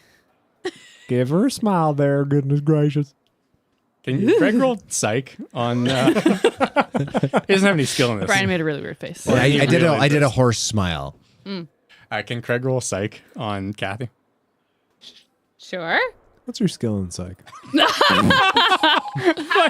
My Critical fumble. psych is a 10, and I got a 96. Cathy is an incredibly normal human being. Even like so normal as yourself. You kind of see something kindred in Cathy. Craig looks at Cathy and nods, again, putting his chin fully down and pausing for 3 seconds, and then putting his chin fully back up. This is the way. This is the way. Okay, so we're all feeling happy because we're smiling, and smiling means humans are happy, means we're happy. So I have a question for all of you. Cathy looks at each one of them. I'm on pins and needles. How would... You were on a horse. Wait, I'm confused. He's on... Never mind. Okay, well, I was saying... What was I saying? You broke my concentration. Nope, I remember. I have a question. Yes, of course. I have a question. Would all of you like to join a cult? Are like a softball team? If that's what you want it to be, yes. Oh, is this like horoscopes? Because Marge says I'm a Leo. Oh, I can see that. That's a nice. That's a real nice thing for you to say. You know what? You portray that kind of confidence. It's a really good cult. It's really good. Okay. It's better than here. What? Wait. Is it not part of the job? Craig stares at her hard and goes, "Are you suggesting we do something outside of our workplace responsibilities?" Yes. Craig gets up and faces the wall again. Oh, no.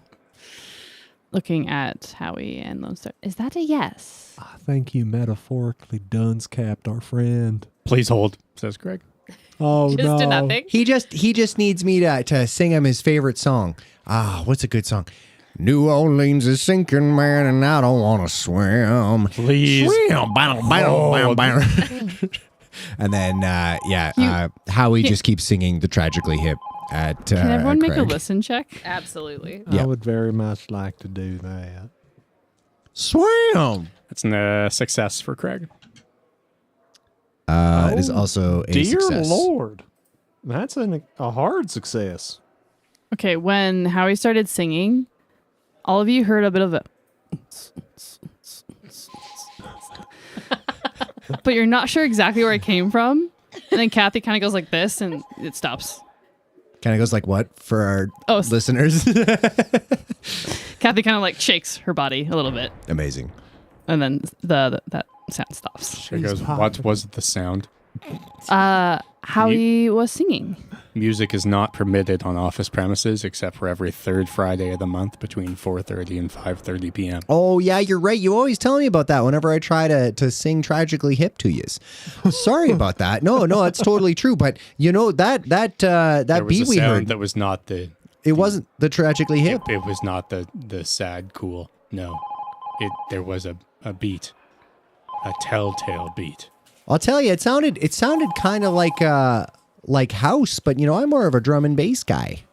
I don't watch medical procedural dramas. I wouldn't know. Okay. What if you can join my cult and everyone gets what they want at this job? Huh? What if I already got it? I just got here. Life's great. Do you want more? Why would I want that? That's a real good attitude there, bud. I'm pretty happy where it is. Do you need more banana bread? You seem like you're low on blood sugar. You got banana bread, bud? Yeah, do you want a loaf? As you are talking Do about I want a loaf? as you are talking about banana bread, Plot happens or something. I don't know. Fuck it. Kathy's phone rings. This happens. Okay. Yes. Craig turns I have around. labeled. And goes, finally, something I do want. And Craig picks up the phone. No. Perfect. Can Tom, can you roll a D100 for me, please? Aye, Captain. 38. You guys are rolling low. Okay. It's been a long day. I'm a low roller. Enough. Never go to Vegas. Craig goes, good afternoon. You've reached the Call Center of Cthulhu. This is Craig. Hello? Who is this? Good afternoon. You've reached the Call Center of Cthulhu. This is Craig. Please listen carefully to our menu options as they may have changed since your last call. Cathy presses the speaker button, and all her buttons have been replaced with like pictures that are kind of more indicative of what they mean. Cool. And so this button has like 4 ears with like a bunch of lines going around them. Perfect. So it's now on speaker. For artifact activation assistance, please press 1. For existential crisis hotline, please press 2. No, Ma'am, I need you to listen to all of the menu options as they may have changed since you last called. simple question for you. Then I'm sure it will be reflected in the misplaced menu my options. glasses. For existential crisis hotline, please press 3. For curse reversal services, please press 4. This sounds terrible. You lost her glasses. That would be terrible. Misplaced my glasses. I don't know who I've called. I don't know what is going on. I can't see anything. I think I don't know where to go. What can I do? I fear I'm losing my mind. Ma'am, you've reached the Call Center of Cthulhu. This is the Call Center of Cthulhu, and my name is Craig. Craig, just listen to me. I beg you. I need you to help me find my glasses. I don't know where I've put them. Ma'am, I'm going to go ahead and refer you to the existential crisis hotline. Please hold. No, I don't want to hold. Good afternoon. This is the Call Center of Cthulhu existential crisis hotline. My name is Craig. How may I help you? You're just the Craig I just talked to. Madam, you've reached a specialized subdivision Craig. within the... Craig. I just have. I've misplaced my glasses. I need help finding Matt, them. we will find your glasses, okay? Are they Craig, on your forehead? That's where I a put very mine. good question. This person is Lonestar, on what should speakerphone? we do? Ma'am, Training. is your training. name Velma? Is there a Great Dane nearby going zorgs? Madam, before we proceed any further, I'm going to need you to enter your 6-digit phone code. Craig?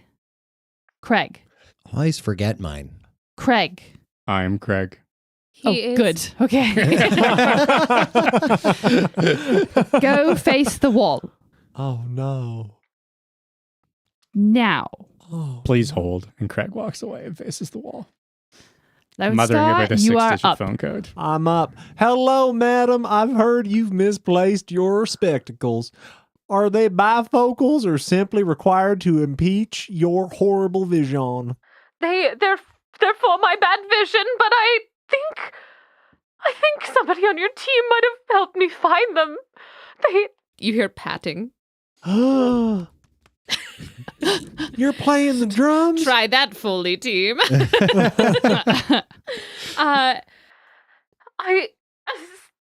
Somebody on your very complex call center team asked if they were on my forehead, and that's where I put them. That is just a stroke of genius. You know what? That was a team effort from everyone. Everybody Management give was her involved. a big smile. You know what? I smiling. can't see it, but I appreciate your smile. Do you And smell the banana bread? I can't smell banana bread, but I do smell burning toast. That's Adam, all do- right. Oh, that's normal. Yeah, for sure. Do you smell a 6-digit phone code that you can enter?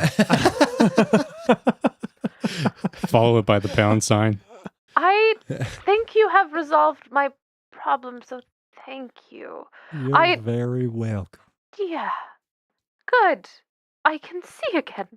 You Well, that's are... great. What's your name? What are you doing Saturday?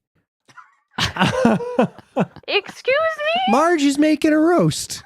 Oh, Marge! Yeah. Oh What? my goodness, is this Howie? Is this Velma?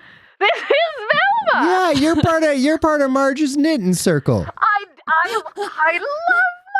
She always tells me great stories. I will be there Saturday. Oh, that's so good to hear. You know, we put aside the vermouth for Velma.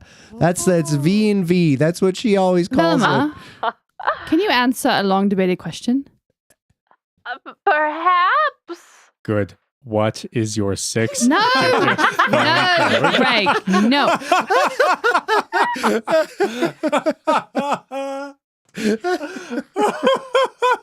Are you gay? Whoa! Velma, feel free to answer the phone code question instead. 7, 2, 6, 4. And all the Scooby-Doo fan artists go, no! We were so close. Howie, I'll see you Saturday. Thank you very much for Ta-ta. helping me. Presses the hang up button. Craig walks up to Howie and grabs him by the collar and goes, Howie, it is vitally important that on Saturday you get the other 2 digits of that phone code. Oh, Craig, I keep telling you, you got to leave work at work and you got to leave home at work. And then you got to make home where you got to do work on your home. And then you join the cult. Well, that's not part of my thing, but we could put that in there. You keep circling back to that. Yeah. Well, it's important. Why so? Cathy, I have to ask. We're all here already at a Yes. thing, Uh-huh. which is work. Uh-huh. And now you want us to get involved in another thing Yes. other than work? Yes. I do like clubs, and Marge keeps saying the longer I'm out of the house, the longer she's going to stay married to There me. you go. Yes. Lovely. So I count you as in, Howie. Yeah, I'm in. All right. I'll be part of your cult. Of course I will. Finally someone. What? I'm just curious. What does your cult do? Details later. Oh. So they're you're in? protagonists. No. Smile. Prolapse. Smile. Give us a smile. Procrabinators. There he is. That's the one. You're fishing. Right on. I like fishing. Wait. Do you fish? You smiled. I don't know what you just said. Oh, fair enough. You like smiling? Is that what the cult is? Just good mannerisms? Smile. He smiles again. Oh, it's a fail. What kind of smile is a failed smile? I would say that as Cathy goes to smile, the corners of her lips start to go up, but then oddly enough, it starts to like continue moving sideways, almost unnaturally. Like, how can a human face smile like that? But then seeing everyone's disgust is like, all of a sudden, she's not smiling anymore. And with that, in the background, behind this closed door of an office, you hear phones ringing off the hook in the call center. Oh, no. You see the closest thing to panic on Doug's face. And Doug with who? You see the closest thing to panic on Craig's face that you've ever seen. And Craig moves with an unusual alacrity out and picks up 3 phones at once and goes, "You've reached the Call Center of Cthulhu. This is Craig. Please hold. You've reached the Call Center of Cthulhu. This is Craig. Please hold. You've reached the Call Center of Cthulhu. This is Craig. Please hold." He's a dynamo. And runs around hitting people. Beast. You hear the shrill voice of Emery Voss, your cubicle neighbor. I have an office. Cubicle. And Emery has a cubicle. And Emery also has a cubicle. Oh my God. The circle. Please excuse me while I try and figure out this accent because I did it a ton at home and I practiced it so much and now I'm not going to be able to do it. Because we've thrown like 5 different accents at you. Accent heavy. They're very accent Why heavy. ever would you be struggling? Oh my God, where is this new employee? My phones are ringing off the hook and I can't get anything. I needed help here. I'm trying to film something for my followers and where is he? Excuse me, ma'am. You're shouting for new people. Caldwell! I've been told that you were supposed to help me, but where have you been? I've been in a meeting with Inhuman Resources. It's Cathy my first waves. day. I'm receiving training. Emery It's my wakes up. training day. It is your training day, but I have to get you on these phones. I've never seen anything like this. Things are going crazy. People are going crazy, and I have so much my own stuff to do. My followers are demanding so much from me. You have followers? Yeah, no, I follow Emery on the TikTok. Are you doing more thirst traps there, Emery? Oh. Emery, are you in need of a good bucket of water? I don't want to talk to you. You keep sending me weird messages online, and It's just Marge does knitting. I think she could knit you up a little outfit for your thirst traps. I don't. Don't make me a sex predator. I do realize I just endowed Emery with being Catherine a thirst just did trapper. a grimace like, I'm gonna make it. I mean, yeah, who am I to limit you, of course. Something knitted might be nice. It might actually be unique. What are you doing Saturday? Oh, you don't got plans Saturday. I tell you what, why don't you come over? Marge's making a roast. She can get your measurements. I show those videos, those little videos you do on the TikTok to Marge, and she goes, "Oh." She goes, "Whoa." Yeah. She likes me? Yeah. She follows you. She doesn't have a phone. How many followers does she have? Do you have, Emery? I'm closing in on almost 200,000. Wow. That's incredible. Good Okay. job, Emery. Okay. I have a question for you later. I don't have time for questions right now. Right. That's why I said later. If we help you answer these phones, will you answer a question for me later? Sure. Okay. Pointing at Howie. All right. Get to training. Oh, yeah, for sure. I'll train. I'll learn anything. for no reason. And Craig has 7 different headsets on, 4 handsets, and is answering 3 different speakerphones, and all of them are being put on hold at the moment. it's very odd that the what do you call them? Janitor is answering phones right now. No, that's Craig. Craig's not a janitor. Of That's me. course. That's Cathy. I don't know if you knew this about Cathy. Cathy knows all the jokes. You know what? I do know all She the jokes. reminded me of that earlier. I'm a sucker. All right. As they say, chop chop. Phones, people, come on. I need your help. All right. Oh, sure. I do mostly, plunging and wiping the surfaces, but fuck, I'll try. Oops, sorry, pardon my French. I'll try answering the phone. Craig throws a full-ass landline at you. That's the kind of energy we want. You actually roll luck. Or dodge. Oh, God. No, roll luck. Roll luck. To your left. It doesn't matter. It's a fail either way. Okay. You fail to put it on hold as it contacts your forehead. Hey, this is Howie. Sorry, being professional, Howard. Oh. You've reached Call Center of Cthulhu. I am godless, slayer of many kingdoms, devourer of worlds and souls. And my PowerPoint presentation won't link to the OneNote. Oh no, that's terrible. Did you get the little clippy guy? You get the little paper clip guy. Howie, can I make a listen check, see if I can hear what he said through the phone? Absolutely. That's Phil. I have taken the paperclip. I have split it in half. I have taken its metallic innards and spilled them over its children and its mates. And I have taken them and brought them into my house and made them work the loom far from their native shores. Oh, do you do knitting? My Marge loves knitting. We have several looms, yes.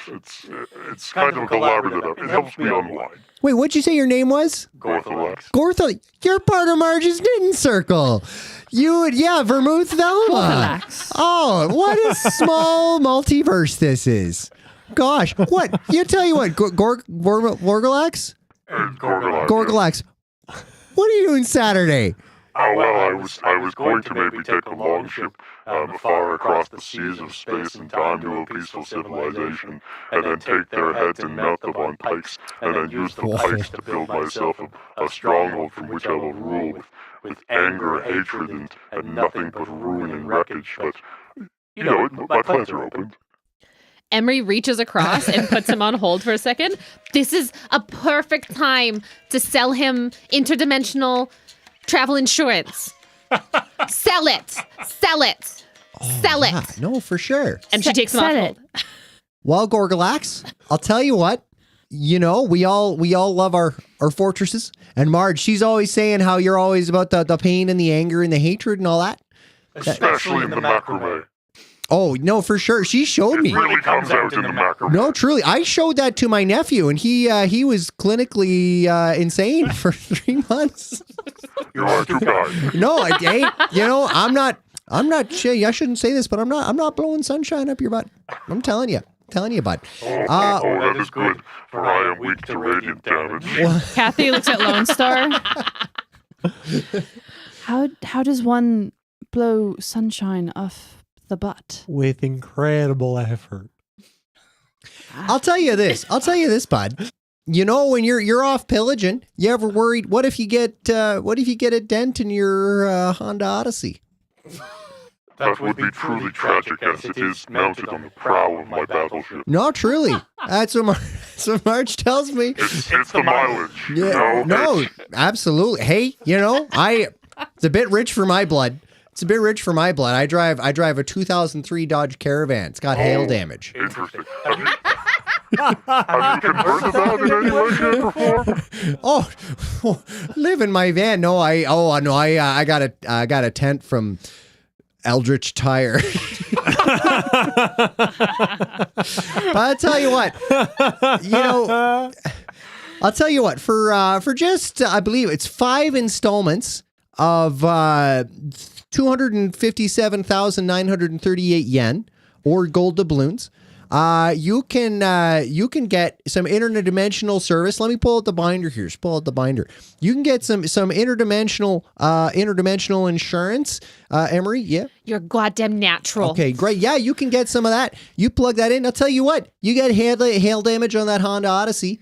Well, that's not covered. But I tell you, you get you get some drivetrain issues. For sure, you take it to a mechanic. We'll cover 23%. So are you telling me that if the skulls of my enemies rain down upon it and dent the beautiful prow of my majestic battleship, that will not be covered? No, that's actually covered. That's covered. Oh, skulls. No, skulls, you're good with skulls. It's just the hail. It's just the hail thing. Yeah, because hail's, that's an act of God. But the skulls, it says here, is actually an act in defiance of the face of God. So that's what we're all about here. What if the skulls are frozen? Does that fall under the skull category or the hail category? Oh, let me check the binder. That will have to go to the insurance adjusters. That's it. You got to put in a special claim for that. Okay, but if I'm driving over the children and women of my enemies in a triumphant procession... Oh, that's covered. And I keep the drivetrain, that's covered? Oh, yeah. Oh, for sure. For sure. No, but dude, there's a whole section in here. If you got to, it's a little bit extra. It's a little bit extra for the driving your enemies before you and hearing the lamentations of their women. For sure. But I think you...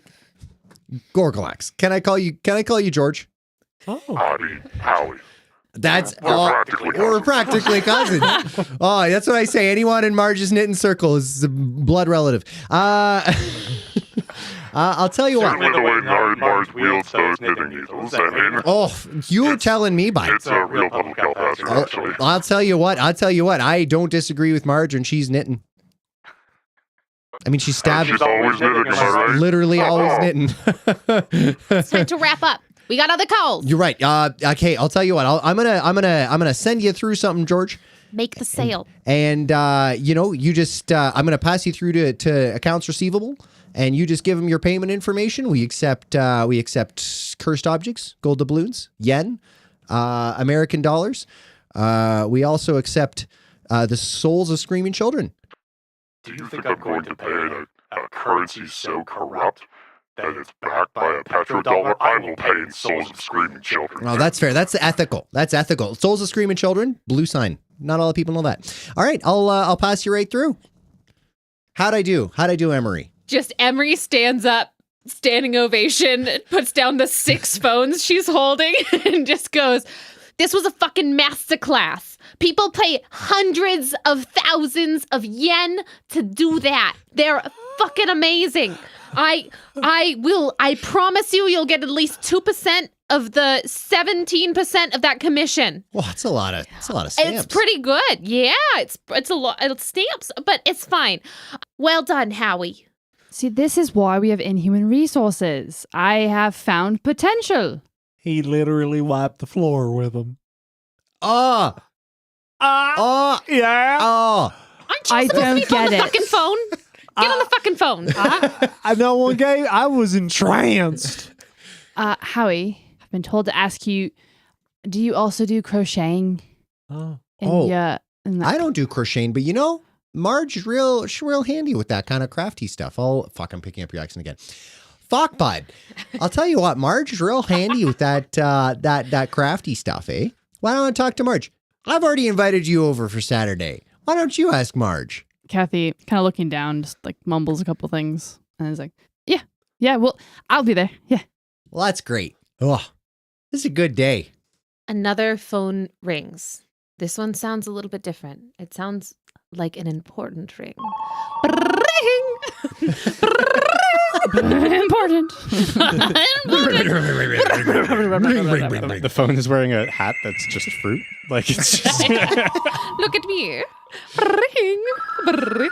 Ring. Bring. Is that also? Well, if no one else is going to grab that bar phone. This is amazing training opportunity for you. All right, well, howdy. Here we go. Good day to you. This is your friend or enemy or anything in between, Lonestar, speaking to you. How can I assist you today? I want to talk to a manager. I am manager. What can I do for you today? Confidence. This is the 4th occult consulting class I've had with the Call Center of Cthulhu, and things just aren't taking as they should. Now, something that you know is these occult consulting classes that you guys perform are awesome. And they work like 100% of the time. Maybe something that Cathy should maybe take. And you especially, being a new employee who has literally just walked into one office and then answered this phone, you know this. A natural leader. These always go super, super well. Well, good sir, I can call you good sir if that is your preferred moniker or do occur. How may I address the humble caller? I mean, I prefer leader, fearless leader, alpha male leader. What are your thoughts on Sigma Skibbity Ohio, mi amigo? We're really trying to get that Gen Z audience. I don't Here, think you fuckers, we know it's long form and your fucking attention span's 3 seconds. You listen to this goddamn thing. We dealt with the boomers for you. Skibbity, sit the fuck down and listen. So anyways, what's cooking, good looking? How can I assist you today? I took all of your fucking classes, and I did all of the things that you told me to do. I paid you all of my money, and I want a fucking refund because nobody's joining my cult, and I don't understand how that's fucking possible. Well, you prefer leader as the name you said it was? Sure. Leader? Sounds to me like you're screaming into the void. No voices or ears to hear you. And all of a sudden, all of the phones cut out. Just a dial tone. And then nothing. Oh, dear. The computer screens flicker. The lights flicker. What the fuck is this? I have things to fucking film for my followers. All right. Drifting into a little bit of Aussie there. Where did that come from? Crikey. I'm from fucking Staten Island. Rip on the Bobby. Accents are hard. That's not a noise. My followers think I'm Australian, and I have to keep up the That's so good. persona. Yeah, I feel like every time I watch your TikToks, I'm like, oh, she's from down under. And I've been to Banff. Oh. That's I love that. Yeah. Emery, I know Banff. you were yelling at us. It appears all of our technology has stopped. This isn't Might be a breaker. It's always a breaker. this fucking Todd. And I know exactly what it is. It's fucking Todd. Todd has been the worst fucking employee that we've hired recently. And he's been here for, I guess, a few months, but everything's fucking going wrong with Todd. And I'm fucking suspicious about it, too. Where can we find Toad? No, it's Twad. Where can we find Twad? TAWAD. Sounds like a job for me. Oh, I misunderstood. You want to take on the fucking job and go find Todd? Then all the power to you, but I need power on my computer and my phone. Are we not cussing? We need to find Twat. Yes. And you, Howie, you work with Todd every fucking day. Yeah, for sure. I need you to go find him, and I need him to do whatever he's doing. I can tell you a whole To bunch of fix things all of about this. Todd, for sure. Don't tell me he has a mohawk and a unibrow. No, he's not Olive. No. No, for sure. No, Todd he's got a lot of interesting things about him. He's got an earring. And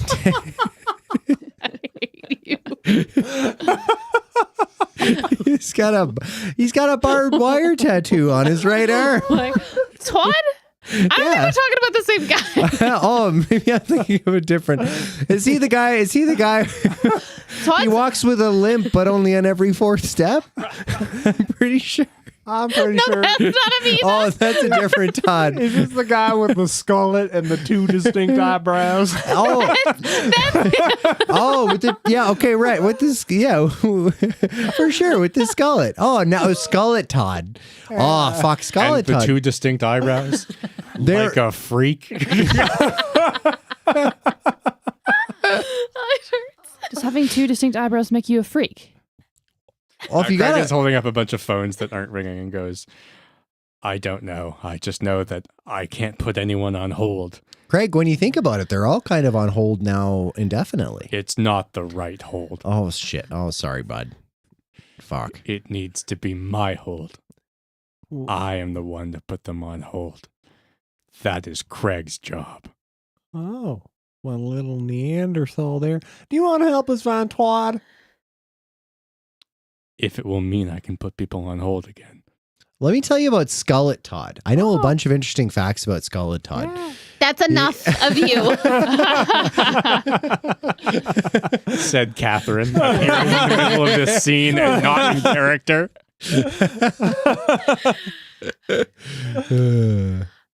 Todd is the head of IT. He is a total imbecile, but he's very nice. And if he did ask me out, I probably would say yes for at least like 1 or 2 dates, but it just because he seems like a gentleman and he'd take me out nice. But again, we are trying to narrow down the Todds, and that does not help us narrow it down. Are you sure he's not the head of TI if he's a total imbecile? I like you. Oh, I don't like you. I am indifferent to this. Me too. This sounds like You just said you don't like me, though. That implies you're not indifferent. That's enough from you. Okay, crew. Chop chop. Let's go find IT. Twad. Todd?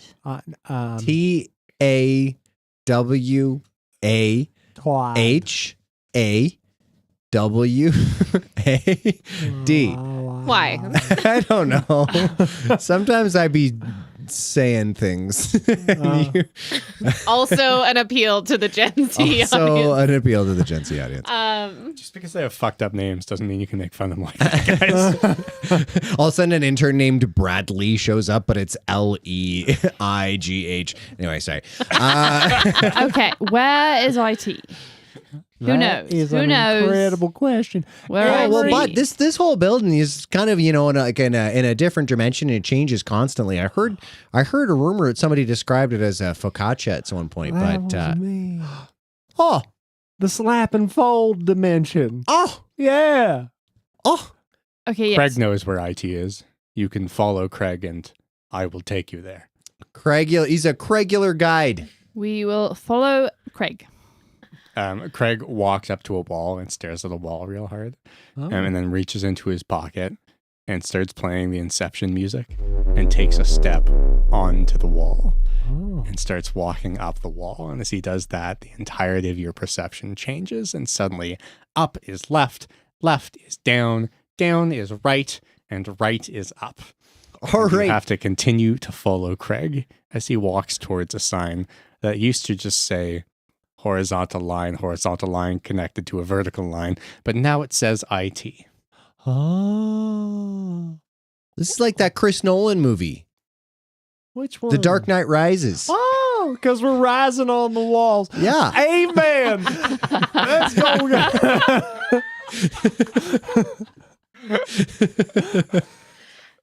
Inside of IT, you see chaos. You see this lanky guy with 2 very normal looking eyebrows. What a freak. Yeah, divided across his face. Jesus. Like a freak. Like a fucking Yeah, Neanderthal. what a freak. He's tall, lanky, and just absolutely... Jesus, Catherine, you already said you'd date him. Fucking move on. No, it's not a potato. He's not a potato. He's potato. not a sack of potatoes. And he's absolutely freaking out. And he's hitting all of the buttons, and it really looks like he knows what he's doing. But can I get everybody to make a spot hidden check, please? Oh, for sure. Craig fails. Caldwell also fails to spot hidden things. Holy That shit. is a failure as well for Cathy. I have an 85 in spot hidden, and I rolled a 94. We have all failed miserably. That guy knows computers. I bet you he plays Counter-Strike. It would probably help if we started pressing buttons too. Oh, for sure. Because that is what he's doing. Absolutely. Don't touch anything. Hey, don't worry about it. I know that this is your domain, but we're here to help. And I'm just going to start. Can Craig look for a hold button? Absolutely. I'm going to roll spot hidden again. And then succeed on this one. That is a success. That's a hard success. Okay, press the hold button. Okay? All right. Press Craig's it. going to be drawn magnetically towards the hold button. And the edges of his vision are going to cloud out. And he's going to walk towards. And like this kind of deep choral, like thumping music is going to happen. Like, oh, do, do, ma, do, do. He's going to walk up and he's going to press the hold button. And the world is going to slow down in his mind. Okay, we need to figure this out because all of the power turns off. Oh. Oh, dear. I quite like this. Craig whispers, please hold. And from another part of the building, you hear screaming. Just absolute pain across the board. This booming voice of this huge creature. You hear the yells and the screams of pain of Augustus. Uh-oh. I don't know who that is. He's a good guy. Oh, really? You'll meet him on Saturday. Oh, that's good. Maybe not. Oh, dear. Doesn't sound too good.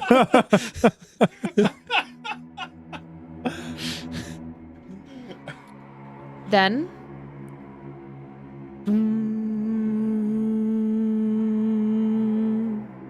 power's back on. Oh. First 1 blinky light, then 2 blinky lights.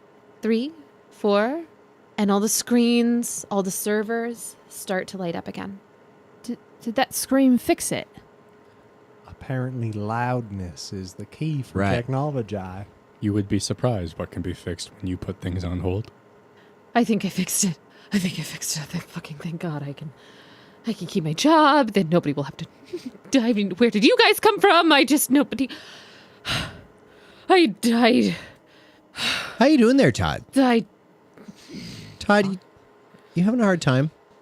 yeah, we're having a hard time. Things are going haywire, and this place is just. It's crazy. Let me tell you, this morning there's a clogged toilet. You ever guess what's in there? Toilet paper, Howard. Yeah. You've told me this. You should be on Jeopardy. No, you've told me this twice already today, He's Howard. very good at guessing. That was very impressive. I will admit that his powers of perception are keen. Todd, you seem stressed. What are you doing Saturday? There is absolutely no part of me that wants to spend any time with any more of you people and this place. And I'm really not feeling the Call Center. But you know what would help? What? Putting things on Sure hold. thing. Smile. Rolling for smile. Oh. That is a success. Lights up a room. Look at that. Or gives you nightmares. It does light up a room. Well, Twad, you haven't met me yet. My name is Caldwell Hitch McGee. My friends, enemies, and everything in between call me Lonestar. Big a smile. Big a smile. I am He makes those curious why you're ridiculous faces. painting us all with the same brush. We seriously all have 3 bits. We're just beating the shit out of them.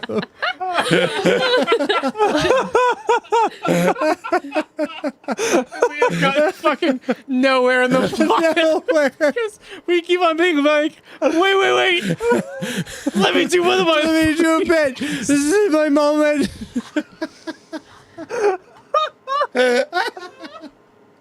So Todd, everything's fixed, everything's dandy, we can all smile again. We can keep the body moving. See, the weird part is I didn't say a joke this time, but everyone's laughing. We're just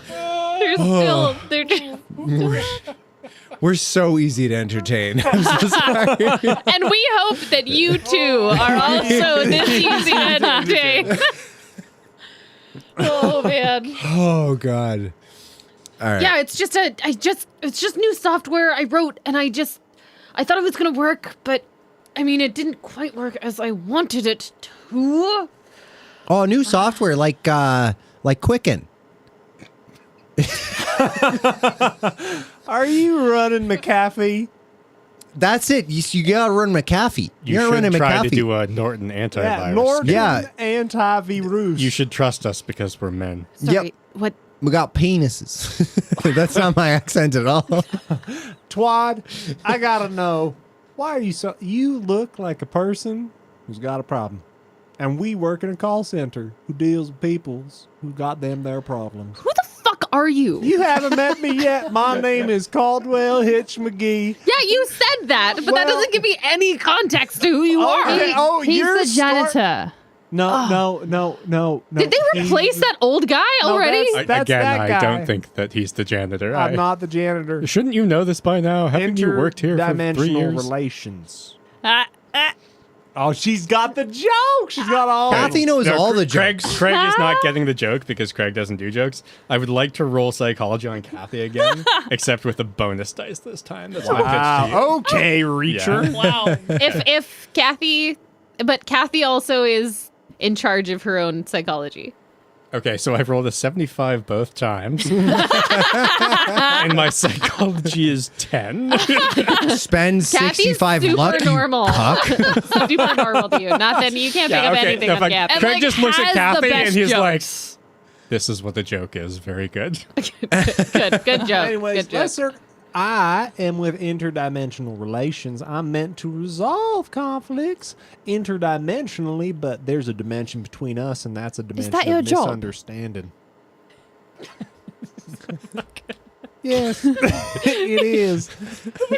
I can't tell if Leah is playing like an alien cultist or if she's just playing middle management really well. Yeah, like, exceptionally. We've had so many times, where this is like, is this just within the purview of your job? And you're like, absolutely not. And they're like, oh, I need to leave this meeting for unrelated reasons. Perfect. So what's it gonna be, Twad? Do you need banana bread? You know what? I don't need banana bread. I need you guys to get out of my space so I can just finish all the important work I'm doing. I don't need your prying eyes. Todd, none of us care you've got a skullet. Or weird eyebrows. I am wearing sunglasses, so you can't even see my eyes. Oh. How can they be praying? But to be fair, in Todd's defense, Marge is this way too. And Marge gets into her knitting circle. Whoa. If I enter the room, I get stabbed. I would like to meet Every Marge, I time? think. Yeah. That's tough, buddy. Get out. Okay, let's go. Hey, you gotta be more polite around goodness gracious. You can How Get out. how do we walk up those walls? Your funeral. All right, goodness gracious. Craig we're gonna goes, turn around. follow me. And Craig goes to the corner of a room and then puts his hand on one wall and then puts the other hand on the other wall and starts crawling like kind of Gollum-like up the wall. Oh, just like Memento. I need all of you to make a dexterity check. Dexterity. I have failed. I just succeed. Craig gets a hard success. I have failed. Okay. So you two have those who failed have the opportunity to you kind of climb up the wall a little bit, and Todd thinks you're gone on your way out. And when you slide back down and go thump back in, you get to make either a spot hidden or psychology check. I'm just impressed goodness gracious had the hoof power to scale the wall. While they're rolling, I just like to take this moment to appreciate the incredible world that you've built for us, Catherine. Which we have refused to explain. And also acknowledge that I'm very comfortable with the feeling that you're feeling now of the putting all this effort into creating this world that everyone's like, where's the shitter? How to do a dookie. This is a part of the horror that I am currently experiencing is that we have put Brian through this for so long. Have we though? I don't know if we've done We certainly did for the first 3 episodes. And then his prep was limited to like, I'm going to do a lot of Sadova about this. Caper, I would like to burn 2 luck points to succeed. You do it. I have succeeded as well. Does anybody have any artifacts that would help them with this? I've got a lasso. This, I mean, you can always lasso Todd. if you want. That is so Don't on tempt brand. me. That is so do it. Unless I could be more stealthy, which would allow me to maybe...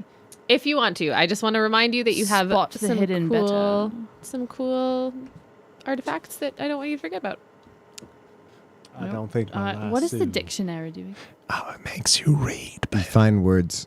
It's just a dictionary. It gives you +5 to library use. Oh. I have nothing that would help. Okay. I'm not going to use my lasso, but because I don't think Todd is fleeing, I will use my dictionary to see if it can help me understand C++. Done. Okay. Sweet. What do you roll for library use? I guess we're going to use library use and computer use fairly interchangeably here. All right. Well, the standard for library use is 20%, so I guess with my dictionary it goes up to 40%. Computer use is 0.5%. I guess you could read about C++. You I don't need to be able can. to. Well, I can't read. So let's. Then why did you get the dictionary? Why did you decide to purchase the dictionary? You flip to C in the dictionary and there's a picture of a cat and you're like, very good. And then you start fucking programming. I wanted to better myself. I want to be a better version of me. Every once in a while you stop and you like look back at the cat and you're like, yes.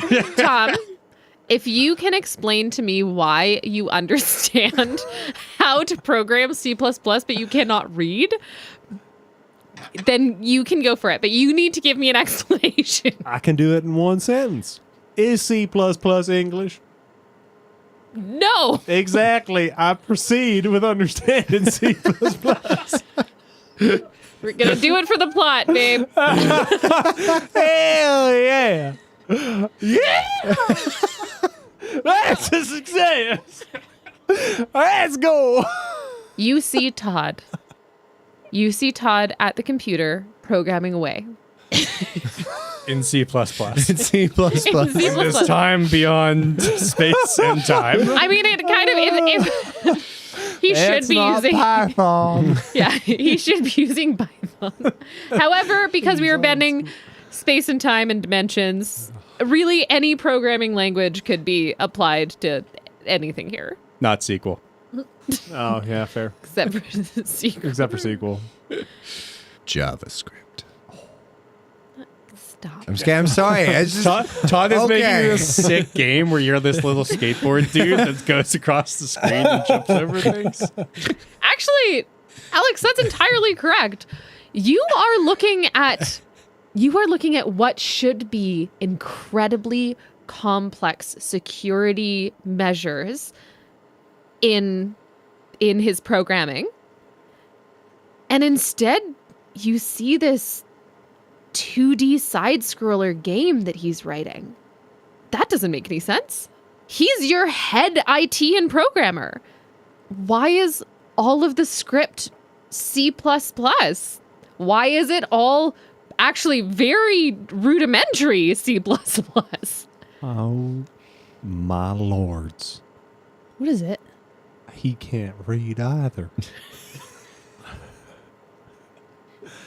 Todd! And he whips around and gives you the most terrifying look. You think I've never shit my pants before, young man? Get out! And you once again hear this yelling from down the hall in the basement. You can choose to go toe-to-toe with Todd. Well, Your Twad. Tom. Twad. Your Tom. You I can am- choose to go toe-to-toe with Todd. I do But- have the Lord's justice on my side. You know Augustus needs you down the hall. Twad! You dumb fuck. I know you can't read. You're making Mario Bros, but the janky shit version, I see you side-scrolling. You don't know what you saw. Hey! You don't know what you saw. Hey! You get out of here. Hey! Everybody. Look at my 2 men up in the corners. Do you see Look. them? Yeah. He looks up scared. Be afraid. We never left. Craig is standing behind Todd. Howie, How the fuck did you get there? Howie is just like on the ceiling, having succeeded his dexterity check, going, I love Guy Pearce movies. Twad, you better listen up. What was your title again? Inhuman resources.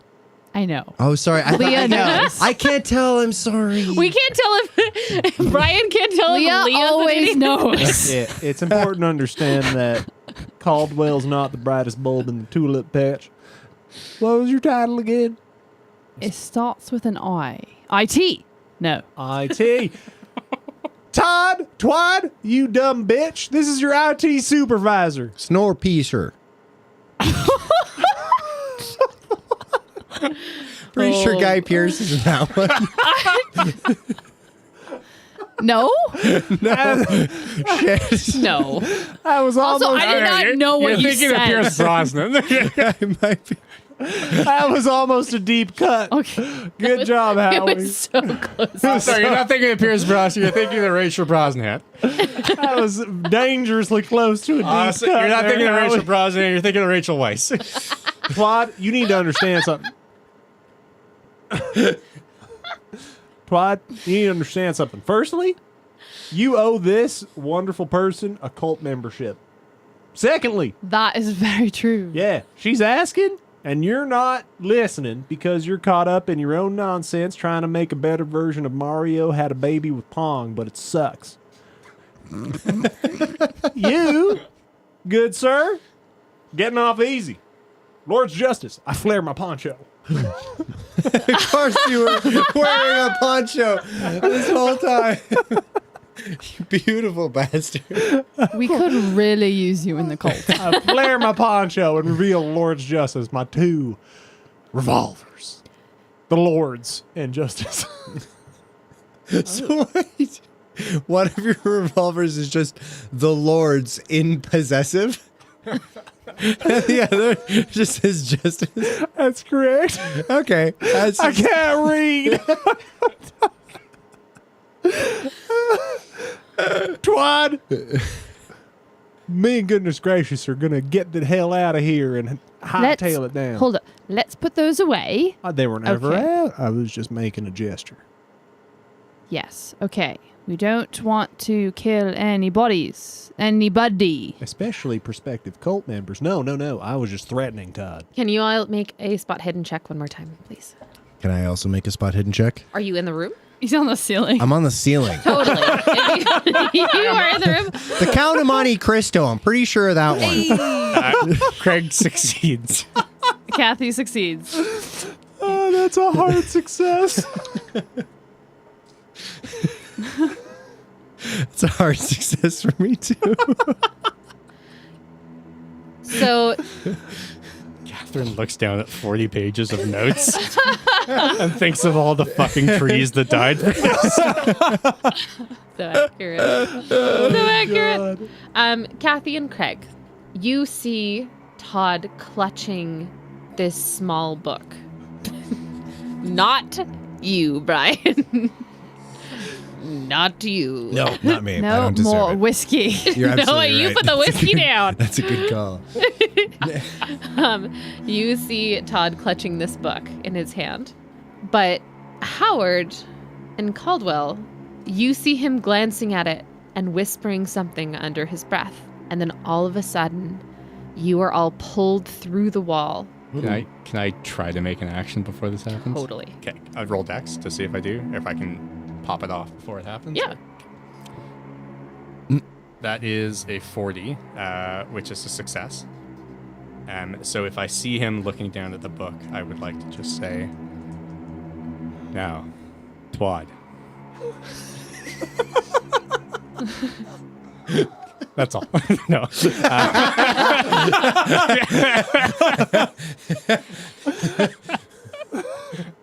Twad, before you make any rash decisions, I just want you to know you've been on hold this whole time.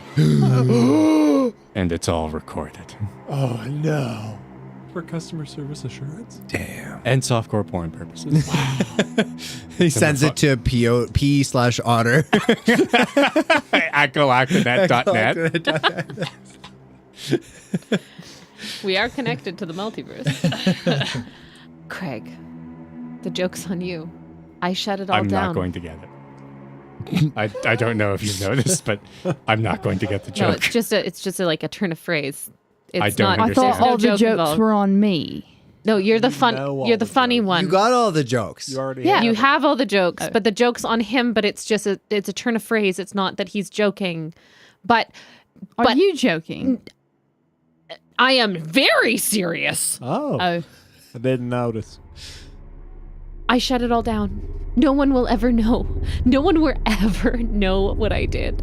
And then you were ripped out of the room. These dark tendrils that come out of the corners of the walls grab onto you and rip you back. And all of a sudden, you're standing out in the hallway. And the signs for IT are gone. The lights are on. The computer screens that you can see seem to be working. And you can hear Augustus Blight still yelling down the hallway. Fuck Augustus. And I that's don't want to do that. where we will end our episode tonight. I regret nothing, but also I'm sorry. Thanks for making it this far. This is the end of part 1 of Catherine's one-shot. Parts 2 and 3 coming soon. This podcast is edited, mixed, and mastered by me, Brian Gashgarian. All the music in the podcast is composed by me. Special thanks to Catherine for keepering, and Tom, Leah, and Alex for lending me their talent for this. Additionally, thanks to our new friends Daniel's Dread Tales for the ad. You can find us on Insta, TikTok, and Twitch at The Stars Aren't Alright, or on Twitter at TSAA Podcast. But, as a reward for making it to the end, I would like to remind you that cows have best friends and can become stressed when separated. Most of all, thanks to you for listening, and we'll see you next time.